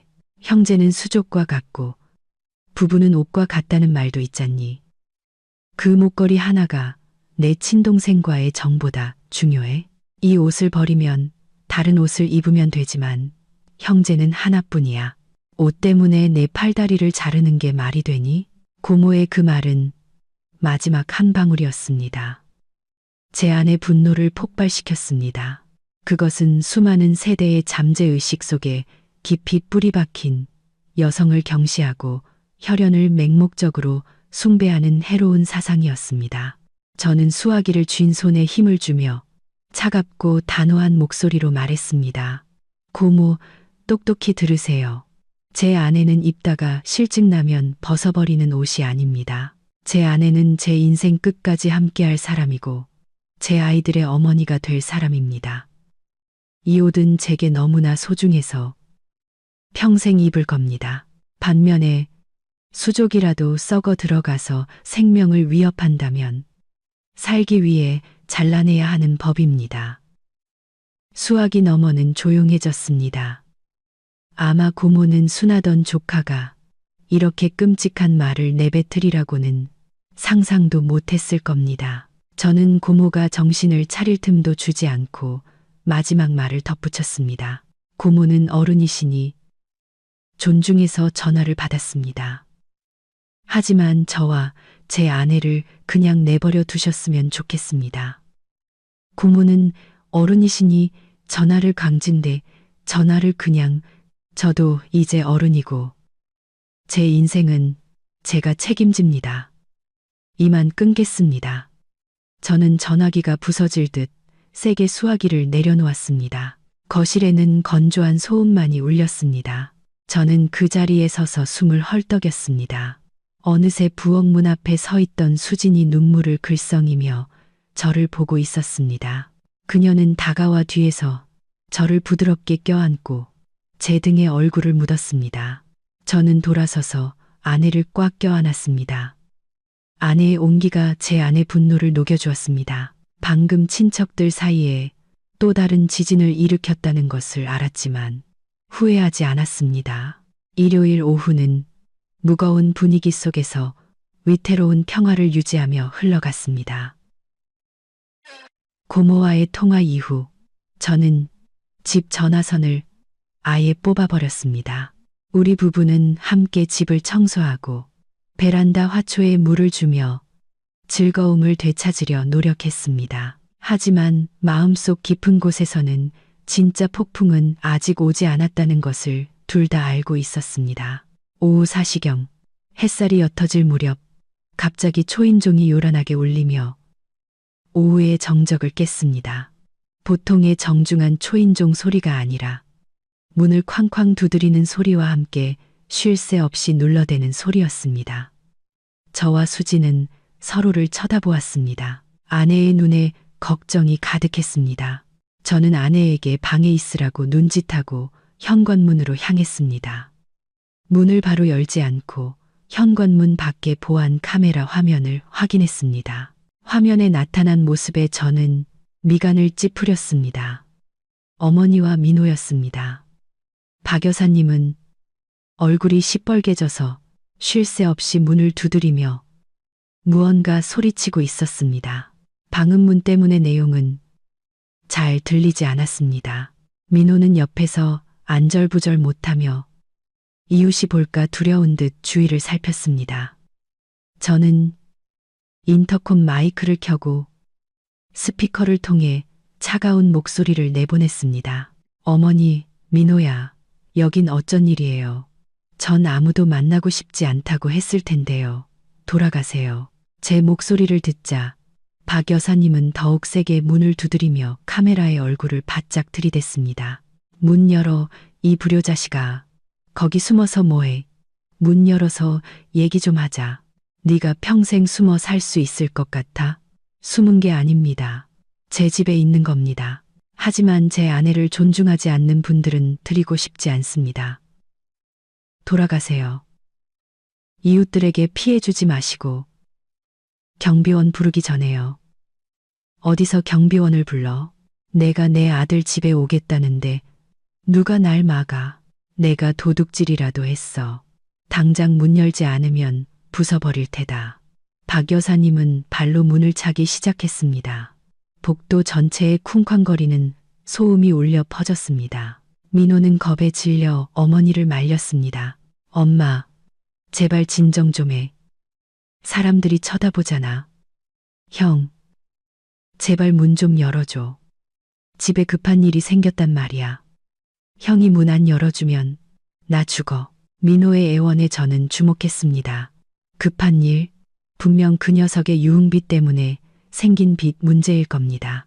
하지만 어머니의 저 공격적인 태도를 보아하니 지금 문을 열면 우리 집에서 피비린내 나는 전쟁이 벌어질 것이고 수진이 가장 큰 상처를 입을 것이 뻔했습니다. 저는 끝까지 강경하게 나가기로 했습니다. 무슨 일이든 인터콤으로 말해. 문 안 열 거야. 엄마 데려와서 나 압박할 생각 마. 난 이미 가족이랑 연 끊었다고 했어. 내 일에 더는 관심 없어. 형, 어떻게 그렇게 모질어. 내가 형 친동생이잖아. 이번에 형이 안 도와주면 나 진짜 죽는다고. 민호는 울먹이며 절망적인 목소리를 냈습니다. 하지만 어머니는 여전히 물러서지 않았습니다. 네가 왜 저놈한테 빌어? 저놈은 네 형이야. 너한테 책임이 있어. 민준아, 문 열 거야. 안 열 거야? 안 열면 내가 여기서 드러누울 테다. 이 아파트 사람들 전부 네가 늙은 어미와 어린 동생을 버린 불효자식이라고 알게 해줄 테니까. 어머니의 뻔뻔함과 완고함은 제 인내심의 한계에 도달했습니다. 저는 마이크를 끄고 경비실에 전화를 걸었습니다. 여보세요. 경비실이죠. 1205호 입주민입니다. 지금 낯선 두 사람이 저희 집 앞에서 소란을 피우고 문을 부수려고 해서요. 와서 처리 좀 부탁드립니다. 네. 감사합니다. 저는 전화를 끊고 화면을 보았습니다. 몇 분 후 건장한 경비원 2명과 관리소장이 나타났습니다. 그들은 어머니와 민호에게 소란 행위를 중단하고 즉시 떠날 것을 요구했습니다. 어머니는 처음에는 경비원들에게도 소리를 지르며 저항했지만 단호하고 전문적인 태도에 결국 분을 사기며 돌아섰습니다. 떠나기 전 저를 향해 증오의 찬 눈빛으로 카메라를 쏘아보는 것을 잊지 않았습니다. 민호는 절망적인 모습으로 어머니를 뒤따랐습니다. 그의 등이 엘리베이터 문 뒤로 사라졌습니다. 저는 안도의 한숨을 내쉬었지만 마음속에서는 불길한 예감이 피어올랐습니다. 민호의 애원하는 눈빛이 잊히지 않았습니다. 대체 무슨 일을 저질렀기에 저렇게 다급하게 저를 찾아온 걸까요? 하지만 무슨 일이든 지금은 마음 약해질 수 없었습니다. 마음이 약해지는 것은 자살 행위이자 제 아내를 해치는 일이었습니다. 그날 밤 저는 뒤척이다 겨우 잠이 들었습니다. 문을 두드리던 어머니의 모습과 민호의 창백한 얼굴이 머릿속을 맴돌았습니다. 수진도 잠을 설쳤습니다. 월요일 아침 저는 평소보다 일찍 일어났습니다. 새로운 한 주를 시작하기 위해 피로를 떨쳐내려 애썼습니다. 저는 일에 집중해야 했습니다. 그것이 지금 우리 부부의 유일한 버팀목이었기 때문입니다. 회사에 도착해 동료들과 평소처럼 인사를 나누고 자리에 앉았습니다. 컴퓨터를 켜기도 전에 개인 휴대폰이 울렸습니다. 화면에 뜬 발신자 이름에 저는 얼어붙었습니다. 국내 굴지의 건설 그룹 회장님이자 민호의 회사가 협력하고 있는 가장 중요한 파트너인 분이었습니다. 저도 몇 번의 행사에서 그분과 인사를 나눈 적이 있었습니다. 심장이 빠르게 뛰기 시작했습니다. 왜 회장님께서 이 시간에 제게 전화를 하셨을까요?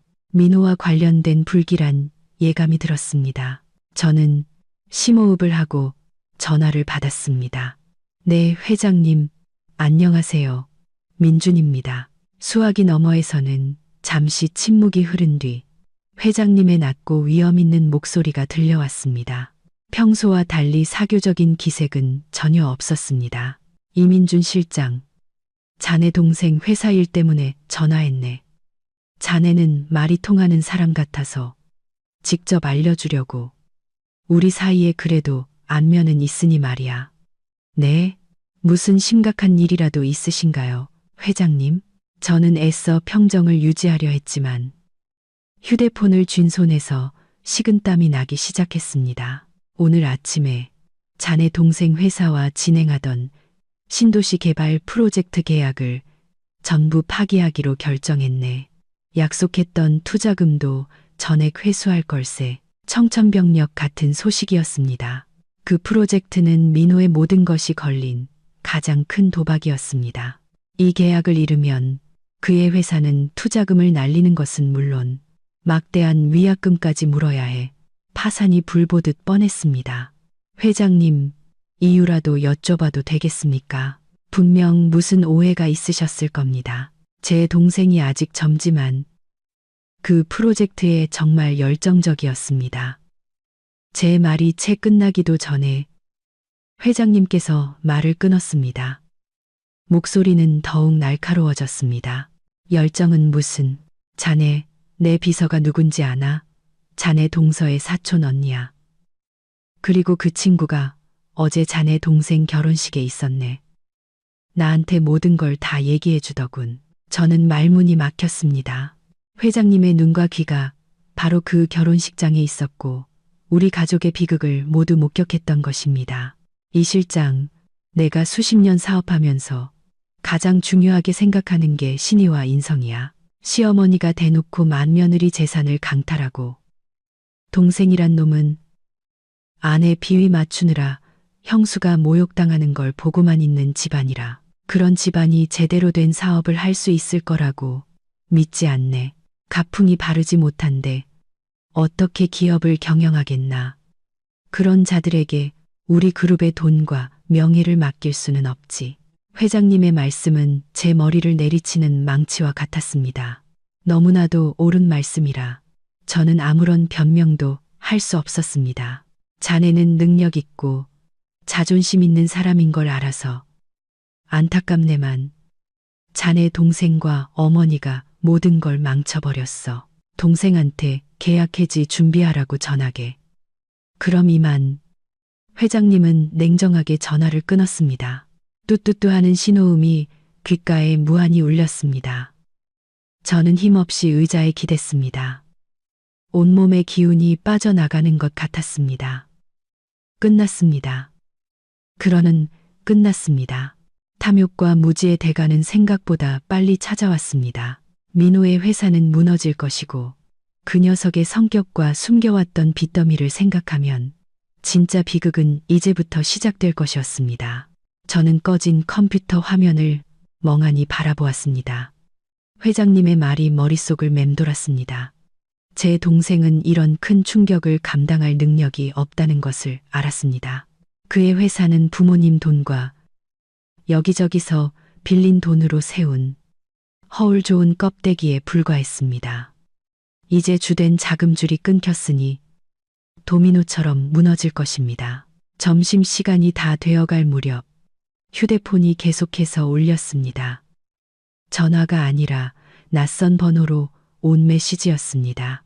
열어보니 짧지만 공포가 가득한 메시지였습니다. 형, 나 좀 살려줘.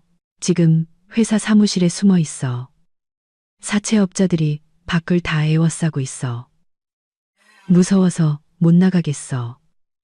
제발 와서 나 좀 구해줘. 형한테 빌게. 메시지와 함께 사무실 창문 틈으로 몰래 찍은 사진이 첨부되어 있었습니다.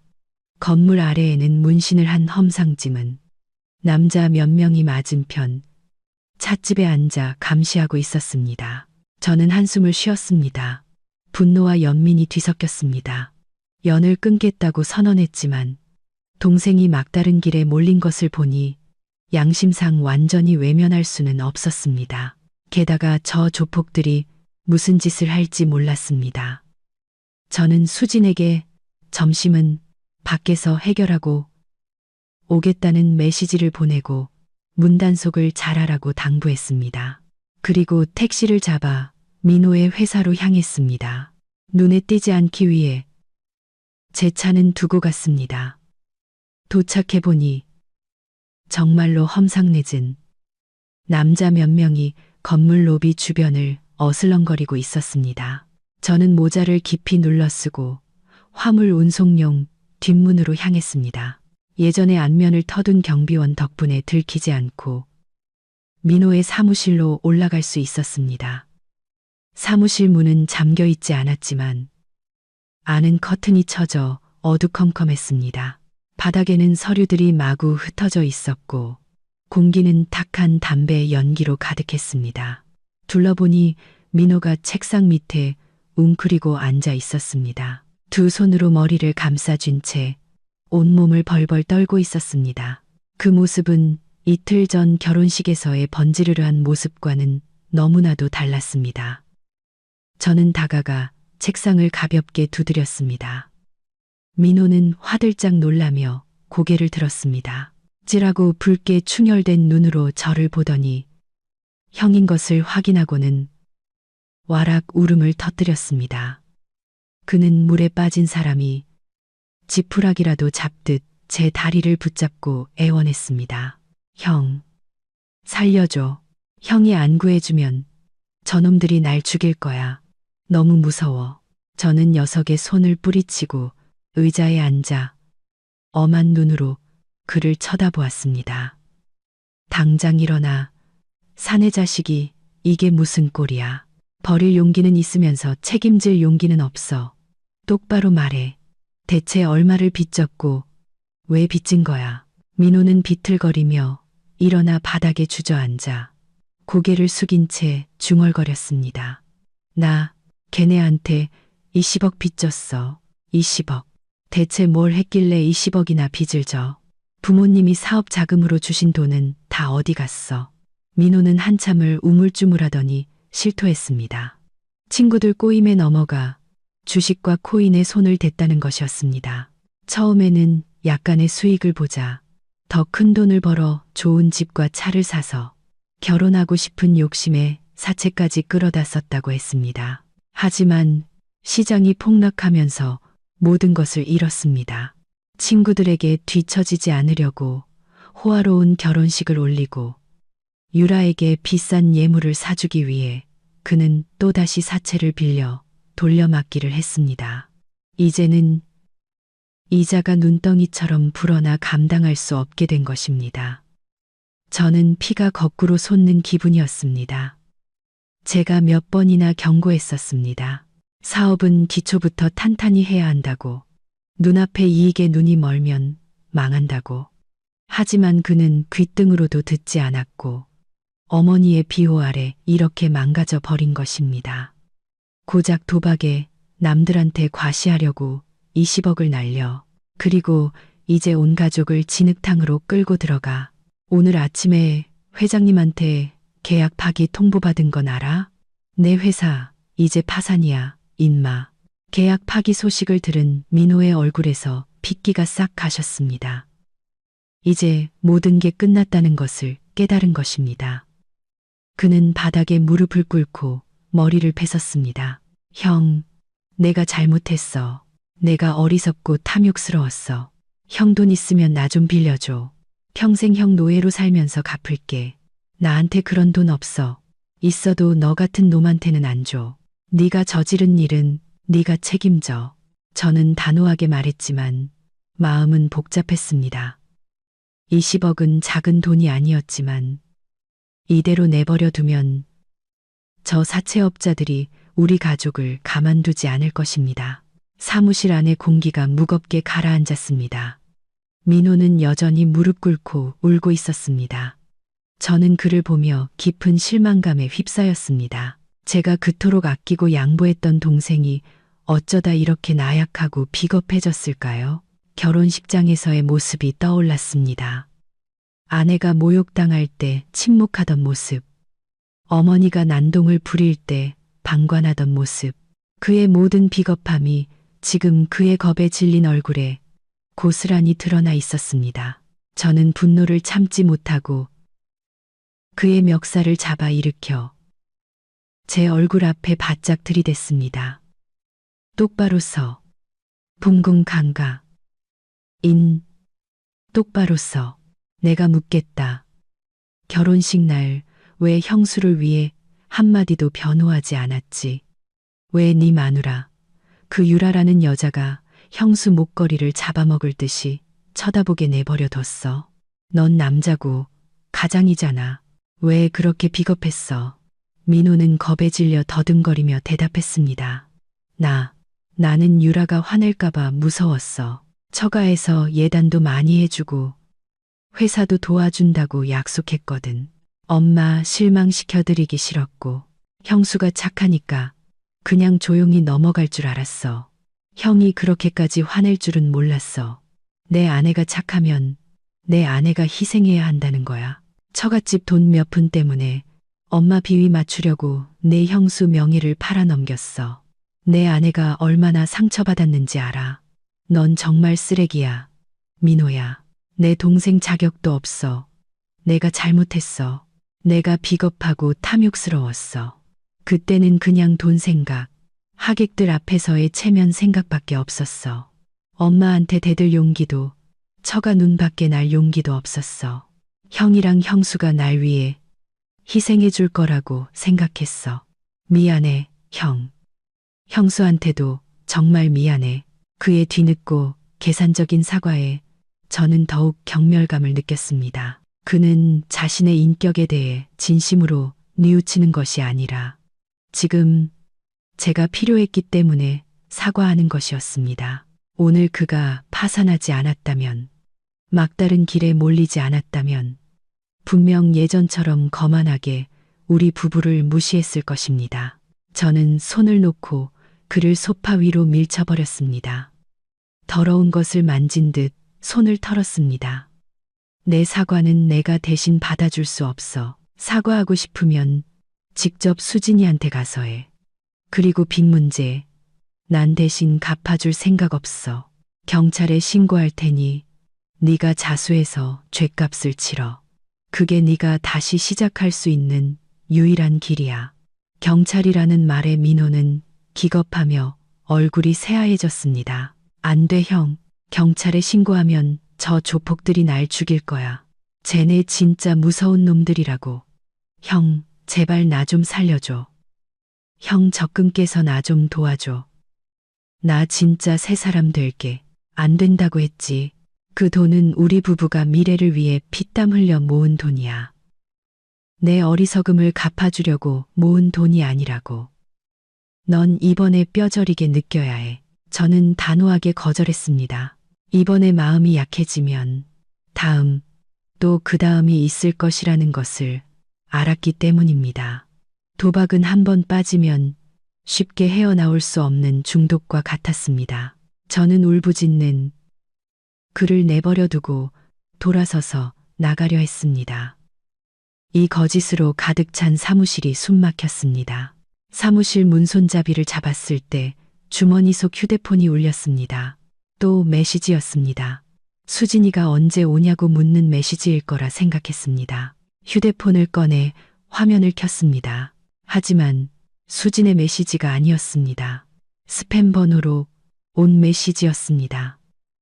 메시지를 여는 순간 사진 한 장이 전송되어 있었습니다. 사진 속에는 수진이 낡은 철제 의자에 꽁꽁 묶여 있었습니다. 입은 검은 테이프로 막혀 있었습니다. 긴 머리카락이 얼굴 일부를 가렸지만 공포와 두려움에 가득 찬 그녀의 눈을 알아볼 수 있었습니다. 이마에는 긁힌 상처에서 피가 흘러내려 창백한 뺨 위로 붉은 핏자국을 남기고 있었습니다. 사진 아래에는 짧고 냉정한 메시지가 적혀 있었습니다. 내 동생 놈, 꼭꼭 숨어서 못 찾겠다. 대신 내 마누라를 찾았지. 너희 형제, 우애가 아주 깊다며 1시간 안에 현금 20억 들고 와서 사람 찾아가라. 경찰에 신고하거나 1분이라도 늦으면 내 마누라 손가락부터 하나씩 잘라서 기념품으로 보내주겠다. 돈 준비되면 주소 보내주지. 손에 들고 있던 휴대폰이 바닥으로 떨어졌습니다. 귀가 멍멍해지고 눈앞이 캄캄해졌습니다. 저는 비틀거리며 문틀을 잡고 겨우 서 있었습니다. 수진이가 납치됐다. 이 천벌을 받을 동생 놈 때문에 내 아내가 납치됐다. 그놈들은 민호를 찾지 못하자 저를 미행했거나 우리 집 주소를 알아내 수진을 납치해 저를 압박하는 것이었습니다. 저는 상처 입은 짐승처럼 고통스러운 신음을 내뱉으며 다시 돌아서서 민호의 멱살을 잡았습니다. 그 순간 저의 모든 평정과 이성은 사라졌습니다. 당장 이놈을 죽여버리고 싶었습니다. 이것 좀 봐. 네가 무슨 짓을 저질렀는지 똑똑히 보라고. 저는 휴대폰을 그의 얼굴에 들이밀었습니다. 피투성이가 된 채 묶여있는 형수 사진을 본 민호는 비명을 지르며 제 휴대폰을 떨어뜨렸습니다. 형수님이 왜 쟤네가 형수님을 납치했어? 형, 난 몰랐어. 일부러 그런 게 아니야. 네가 일부러 그런 게 아닌데 내 아내가 죽게 생겼다고. 1시간 안에 20억을 달래. 내가 지금 당장 현금 20억을 어디서 구해? 저는 그를 놓고 절망적으로 머리를 감싸 쥐었습니다. 우리 부부의 예금은 모두 정기예금으로 묶여 있었습니다. 이렇게 큰 돈을 당장 인출하려면 시간이 필요했고 결혼 예물까지 팔아야 겨우 맞출 수 있을지도 몰랐습니다. 1시간은 너무 짧았습니다. 그들은 저를 막다른 길로 몰고 있었습니다. 다시 휴대폰이 울렸습니다. 아까 그 낯선 번호였습니다. 저는 떨리는 손으로 휴대폰을 주워들고 심호흡을 한 뒤 전화를 받았습니다. 여보세요. 협박조에 걸걸한 남자 목소리가 들려왔습니다. 내가 보낸 선물 받았냐? 내 마누라 피부가 아주 곱더군. 난 인내심이 없어. 20억 준비됐나? 제발 제 아내를 해치지 마세요. 돈은 마련할 테니 시간 좀 더 주세요. 1시간 안에 현금 20억은 불가능합니다. 그건 내 사정이고 30분 더 주지. 오후 2시까지 내가 보내는 장소로 와. 경찰에 신고하는 순간 내 동생들이 내 마누라랑 먼저 재밌게 놀고 나서 죽여버릴 테니 알아서 해. 그는 일방적으로 전화를 끊었습니다. 시계를 보니 12시 30분이었습니다. 아내를 구할 시간은 단 1시간 반밖에 남지 않았습니다. 수진의 목숨이 저 잔인한 놈들 손에 달려 있었습니다. 저는 더 이상 지체할 수 없었습니다. 저는 민호를 돌아보며 불타는 눈으로 말했습니다. 일어나, 따라와. 네가 저지른 일, 네가 같이 해결해야 해. 내 아내한테 무슨 일이라도 생기면 내 손으로 널 먼저 죽이고 감옥에 갈 테다. 민호는 겁에 질려 눈물 콧물을 흘리며 고개를 끄덕였습니다. 그 역시 돌이킬 수 없는 실수를 저질렀다는 것을 깨달은 것입니다. 갈게, 형. 같이 갈게. 형수님 구하기 위해서라면 뭐든지 할게. 형, 지금 어디로 가? 집에 가서 돈이랑 금 전부 챙기고 은행 가서 돈 찾아야지. 서둘러. 저는 민호를 끌고 사무실을 뛰쳐나왔습니다. 제 머릿속에는 고통과 두려움에 떨고 있을 수진의 모습뿐이었습니다. 저는 하늘에 빌고 또 빌었습니다. 그녀는 우리 가족 때문에 이미 너무 많은 고생을 했습니다. 절대 무슨 일이 있어서는 안 됩니다. 제 목숨을 포함한 모든 것을 바쳐서라도 아내를 무사히 데려오겠습니다. 택시는 미친 듯이 도로를 질주했습니다. 저는 계속해서 기사님께 더 빨리 가달라고 재촉했습니다. 민호는 옆에서 겁에 질려 땀을 뻘뻘 흘리고 있었습니다. 저는 그에게 신경 쓸 겨를이 없었습니다. 집에 도착하자마자 저는 침실로 달려가 금고를 열었습니다. 떨리는 손으로 비밀번호를 돌렸습니다. 안에는 우리 부부가 모은 전 재산이 들어 있었습니다. 금괴 2덩이, 현금 5,000달러, 그리고 15억 원짜리 예금 통장.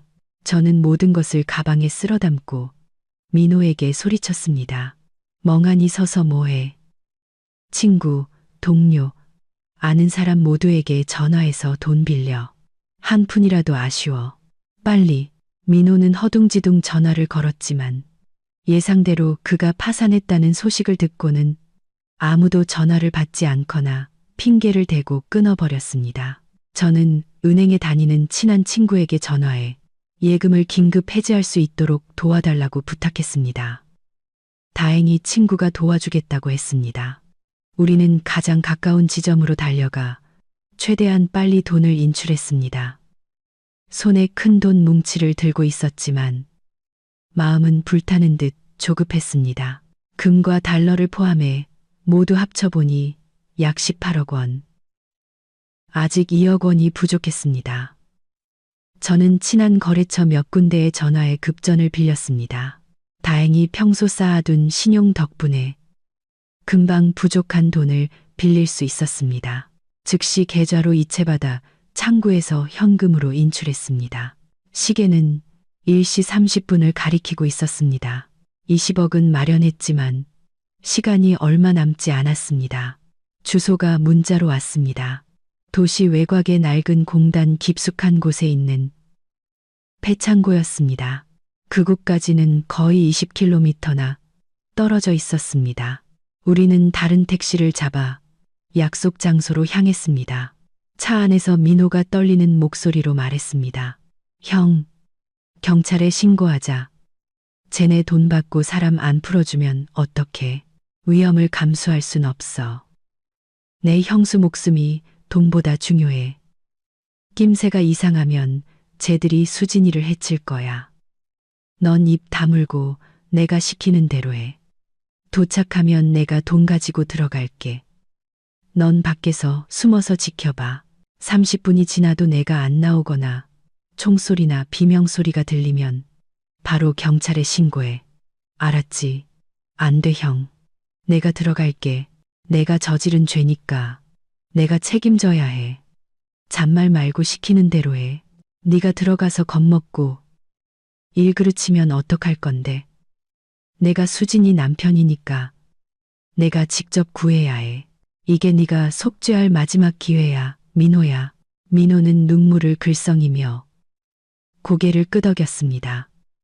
택시는 창고 지역으로 들어가는 흙길 입구에 섰습니다. 저는 돈을 내고 무거운 돈 가방을 든 채 심호흡을 하고 차에서 내렸습니다. 주변은 사람 키보다 높은 잡초가 무성한 황량한 곳이었습니다. 낡고 녹슨 창고들이 한낮의 뜨거운 햇볕 아래 고요히 서 있었습니다. 저는 민호에게 입구 근처 덤불에 숨으라고 신호하고 당당하게 안으로 들어갔습니다. 발밑에서 자갈 밟는 소리가 선명하게 들렸습니다. 심장은 미친 듯이 뛰었지만 저는 최대한 냉정한 표정을 유지하려 애썼습니다. 수진이가 저를 기다리고 있었기 때문입니다. 넓은 창고 안으로 들어서자 곰팡내와 낡은 기계, 기름 냄새가 코를 찔렀습니다. 깨진 유리창 틈으로 들어온 빛이 먼지, 쌓인 시멘트 바닥 위로 얼룩덜룩한 그림자를 만들었습니다. 창고 중앙에는 문신을 한 거구의 남자 2명이 드럼통 위에 앉아 있었습니다. 그들 손에는 번쩍이는 칼이 들려 있었습니다. 얼굴에 긴 흉터가 있는 대머리 남자가 저를 보고 일어섰습니다. 그는 누런 이를 드러내며 비웃었습니다. 제법이군. 시간 맞춰 왔네. 돈은? 저는 돈 가방을 들어 보이며 단호하게 말했습니다. 돈은 여기 있다. 20억 한 푼도 모자라지 않아. 내 아내는 어디 있지? 대머리가 창고의 어두운 구석을 턱으로 가리켰습니다. 그곳을 보는 순간 제 심장이 낳는 것 같았습니다. 수지는 철제 의자에 묶여 있었고 입은 여전히 테이프로 막혀 있었습니다. 그녀는 저를 보고 눈을 크게 뜨며 눈물을 쏟아냈습니다. 아내가 필사적으로 몸부림쳤지만 소용없었습니다. 만신창이가 된 아내의 모습을 보니 당장 저놈들을 갈기갈기 찢어버리고 싶었습니다. 돈 이리 가져와. 세보고 맞으면 사람 풀어주지. 대머리가 명령했습니다. 저는 천천히 그에게 다가가면서도 아내를 안심시키기 위해 계속 눈을 맞췄습니다. 낡은 나무 테이블 위에 돈 가방을 내려놓고 지퍼를 열었습니다. 파란색 지폐 뭉치가 드러나자 두 놈의 눈이 탐욕으로 번뜩였습니다. 동료 놈이 달려들어 가방을 낚아채려 했지만 저는 재빨리 지퍼를 닫고 가방을 꽉 잡았습니다. 잠깐, 내 아내 목소리부터 듣겠다. 무사한 걸 확인하고 돈을 주지. 대머리가 비웃으며 동료에게 눈짓했습니다. 동료 놈은 수진에게 다가가 입에 붙은 테이프를 거칠게 떼어냈습니다. 수지는 고통스러운 비명을 지르며 제 이름을 불렀습니다. 민준 씨, 저놈들한테 돈 주지 마요. 도망가요. 수진아, 괜찮아. 내가 왔어. 내가 당신 데리고 갈게. 저는 아내를 안심시키며 주변을 살폈습니다. 이곳에는 저 두 놈뿐인 것 같았습니다. 놈들은 제가 힘없는 회사원이라고 얕보고 있었습니다. 들었지? 내 마누라 아직 쌩쌩해. 이제 돈 내놔. 저는 돈 가방을 그들에게 밀어주었습니다. 두 놈은 돈을 세기 시작했습니다. 그들이 돈에 정신이 팔린 틈을 타 저는 문 밖을 힐끗 보았습니다. 민호가 상황을 잘 보고 있기를 바랐습니다. 수진을 구출하려면 시선을 분산시킬 무언가가 필요했습니다. 그때 멀리서 경찰차 사이렌 소리가 들려오기 시작했습니다. 소리는 점점 더 가까워졌습니다. 두 놈은 깜짝 놀라 고개를 들었습니다. 경찰에 신고했어. 이 개자식아? 대머리가 소리치며 테이블 위에 칼을 집어들고 수진에게 달려들었습니다. 아내를 인질로 삼아 도망치려는 것이었습니다. 상황이 극도로 위험해졌습니다. 밖에 민호가 압박을 이기지 못하고 예정보다 빨리 경찰에 신고한 것이 틀림없었습니다. 내 아내한테 손대지 마. 저는 소리치며 온 힘을 다해 대머리에게 돌진했습니다. 제 머리가 그의 복부를 들이받자 그는 비틀거리며 뒤로 물러섰습니다. 저는 다른 놈에게 주먹을 날렸습니다. 혼란스러운 싸움이 벌어졌습니다. 저는 싸움 기술은 없었지만 사랑하는 사람을 지키기 위한 생존 본능으로 싸웠습니다. 대머리는 곧 정신을 차리고 미친 듯이 칼을 휘둘렀습니다. 치명적인 공격은 피했지만 칼날이 팔뚝을 스쳐 피가 흘러나왔습니다. 하지만 고통은 느껴지지 않았습니다. 저는 바닥에 떨어진 쇠파이프를 집어들고 두 놈에게 맞섰습니다. 동료 놈이 수진을 끌고 가기 위해 밧줄을 자르려 했습니다. 수진은 격렬하게 저항하며 그를 발로 찼습니다. 민준 씨, 구해줘요. 아내의 비명에 제가 한눈을 판 사이 대머리는 제 손에서 쇠파이프를 걷어차고 칼을 치켜들었습니다. 저는 눈을 감고 죽음을 각오했습니다. 바로 그때 문 쪽에서 한 그림자가 뛰어들며 소리쳤습니다. 우리 형 죽이지 마. 민호였습니다. 그는 큰 벽돌을 들고 대머리의 머리를 내리쳤습니다. 갑작스러운 공격에 대머리는 비틀거리며 쓰러졌습니다. 하지만 다른 놈이 수진을 버리고 작은 칼을 꺼내 민호에게 달려들었습니다. 민호야, 피해. 제가 소리쳤지만 너무 늦었습니다. 민호는 미처 피하지 못하고 복부에 칼을 맞았습니다. 그는 배를 움켜쥐고 쓰러졌고 손가슴 사이로 피가 쏟아져 나왔습니다. 민호야, 저는 소리치며 달려가 놈의 칼을 걷어차고 그가 쓰러질 때까지 주먹을 날렸습니다. 대머리가 비틀거리며 일어나 도망치려던 순간 경찰들이 들이닥쳤습니다. 수십 개의 총구가 그를 향했고 꼼짝 마 하는 외침이 창고를 울렸습니다. 두 놈은 순식간에 제압되었습니다. 저는 그들에게 신경 쓸 겨를 없이 수진의 밧줄을 풀어주고 함께 민호에게 달려갔습니다. 민호는 피웅덩이 위에 누워 창백한 얼굴로 가쁜 숨을 몰아쉬고 있었습니다. 수진은 울음을 터뜨리며 자신의 옷을 찢어 동생의 상처를 지혈했습니다. 도련님, 죽으면 안 돼요. 왜 이렇게 바보 같은 짓을 했어요? 민호는 눈을 떠 우리를 보며 힘없이 미소 지었습니다. 형수님, 미안해요. 내가 비겁했어요. 내가 저지른 죄, 내가 갚아야죠. 저 용서해 주세요. 쓸데없는 소리 하지 마. 구급차 오고 있어. 너 죽으면 안 돼. 살아서 나한테 진 빚 갚아야지. 저는 그의 손을 꽉 잡았습니다.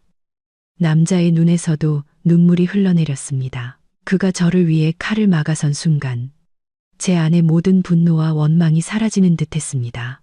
어쨌든 그의 몸에 흐르는 피는 제 형제의 피였습니다.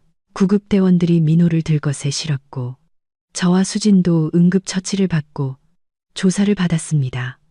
구급차는 병원을 향해 사이렌을 울리며 달려갔습니다. 그 안에는 우리 가족의 후회와 희미한 희망이 함께 실려 있었습니다. 그 끔찍한 사건이 있고 일주일 후 우리 집안의 분위기는 무겁게 가라앉았습니다.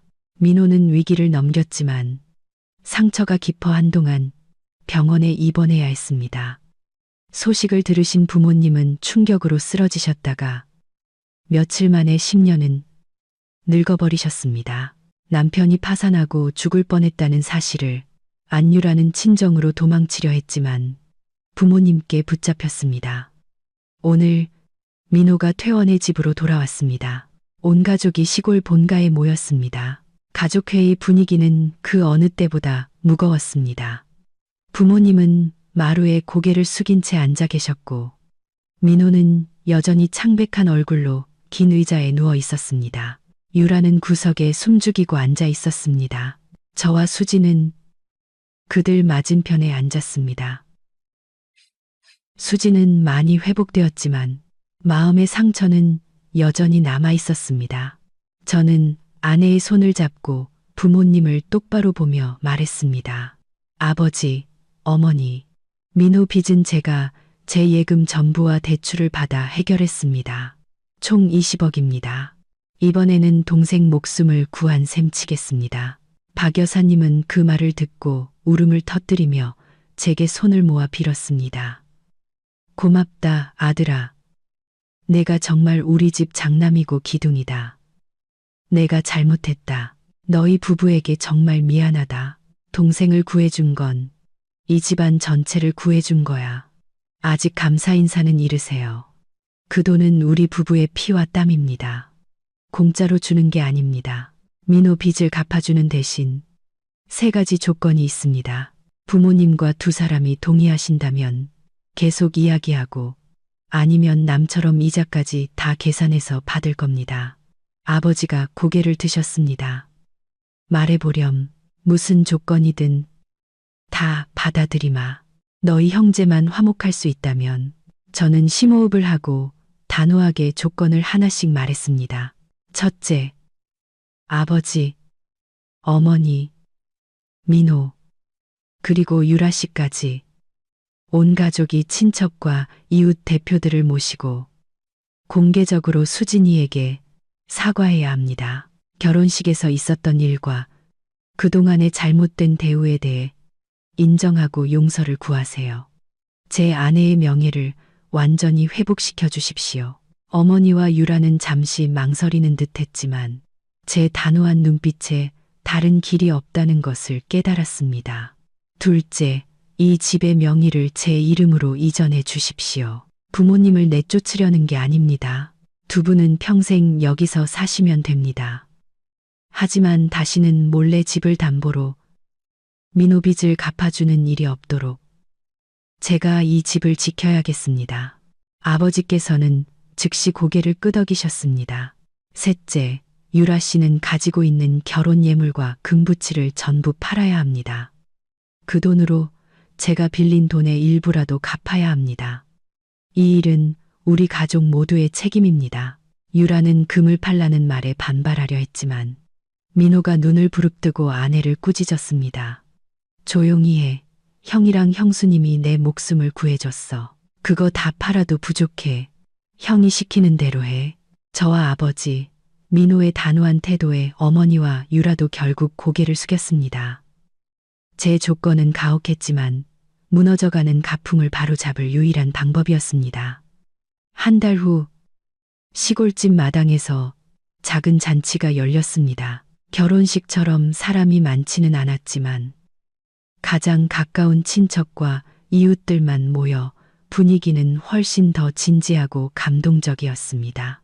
모두가 지켜보는 앞에서 부모님과 민호, 유라가 차례로 일어섰습니다. 한때 그토록 거만했던 어머니는 떨리는 손으로 마이크를 잡고 눈물을 글썽이며 며느리에게 사과의 말을 전했습니다. 자신의 편애와 이기심을 인정하며 용서를 구했습니다. 민호와 유라도 고개를 숙여 잘못을 빌고 앞으로는 성실하게 살겠다고 약속했습니다. 수지는 일어나 시어머니 곁으로 다가가 주름진 손을 잡았습니다. 그녀는 많은 말을 하지 않았습니다. 그저 지난 일은 잊고 앞으로 가족이 화목하게 지내는 것이 중요하다고 부드럽게 말했습니다. 수진의 너그러움에 모든 친척들이 감동했고 어머니는 부끄러움과 후회에 목 놓아 우셨습니다.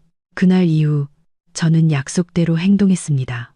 파산 직전이던 민호의 회사를 인수해 제 회사의 작은 자회사로 편입시켰습니다. 민호는 대표직에서 해임되고 물류창고 직원으로 내려가 가장 기본적인 월급을 받으며 처음부터 다시 배우기 시작했습니다. 돈과 노동의 가치를 깨닫게 해주고 싶었습니다. 유라도 모든 예물을 팔고 남은 돈으로 시골에서 작은 가게를 열었습니다. 삶은 서서히 제 궤도를 찾아갔습니다. 어느 주말 오후 저와 수지는 우리 아파트 베란다에 앉아 붉게 물드는 노을을 바라보고 있었습니다. 수지는 제 어깨에 머리를 기댄 채 다시 목에 건 은하수의 꾹 목걸이를 만지작거렸습니다. 여보, 이 모든 일을 겪고 나니 지금 이 평화로운 순간이 얼마나 소중한지 알겠어요. 이제 어머니나 도련님을 원망하지 않아요.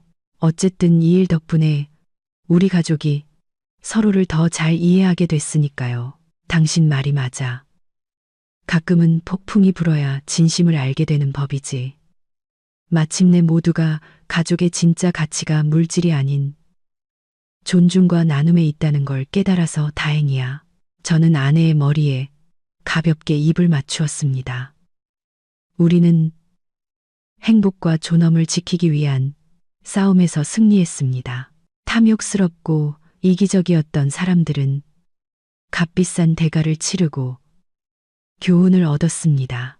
그리고 정직하고 진실하게 살아온 우리는 행복한 결말을 맞이할 자격이 있었습니다. 태양은 저물었지만 제 마음속에는 그 어느 때보다 찬란하고 따뜻한 새로운 아침이 밝아오고 있었습니다. 그것은 진정한 사랑의 빛, 돈이나 권력으로는 결코 살 수 없는 빛이었습니다. 행복한 가정이라는 꿈, 우리만의 반짝이는 은하수는 이제 온전한 현실이 되었습니다.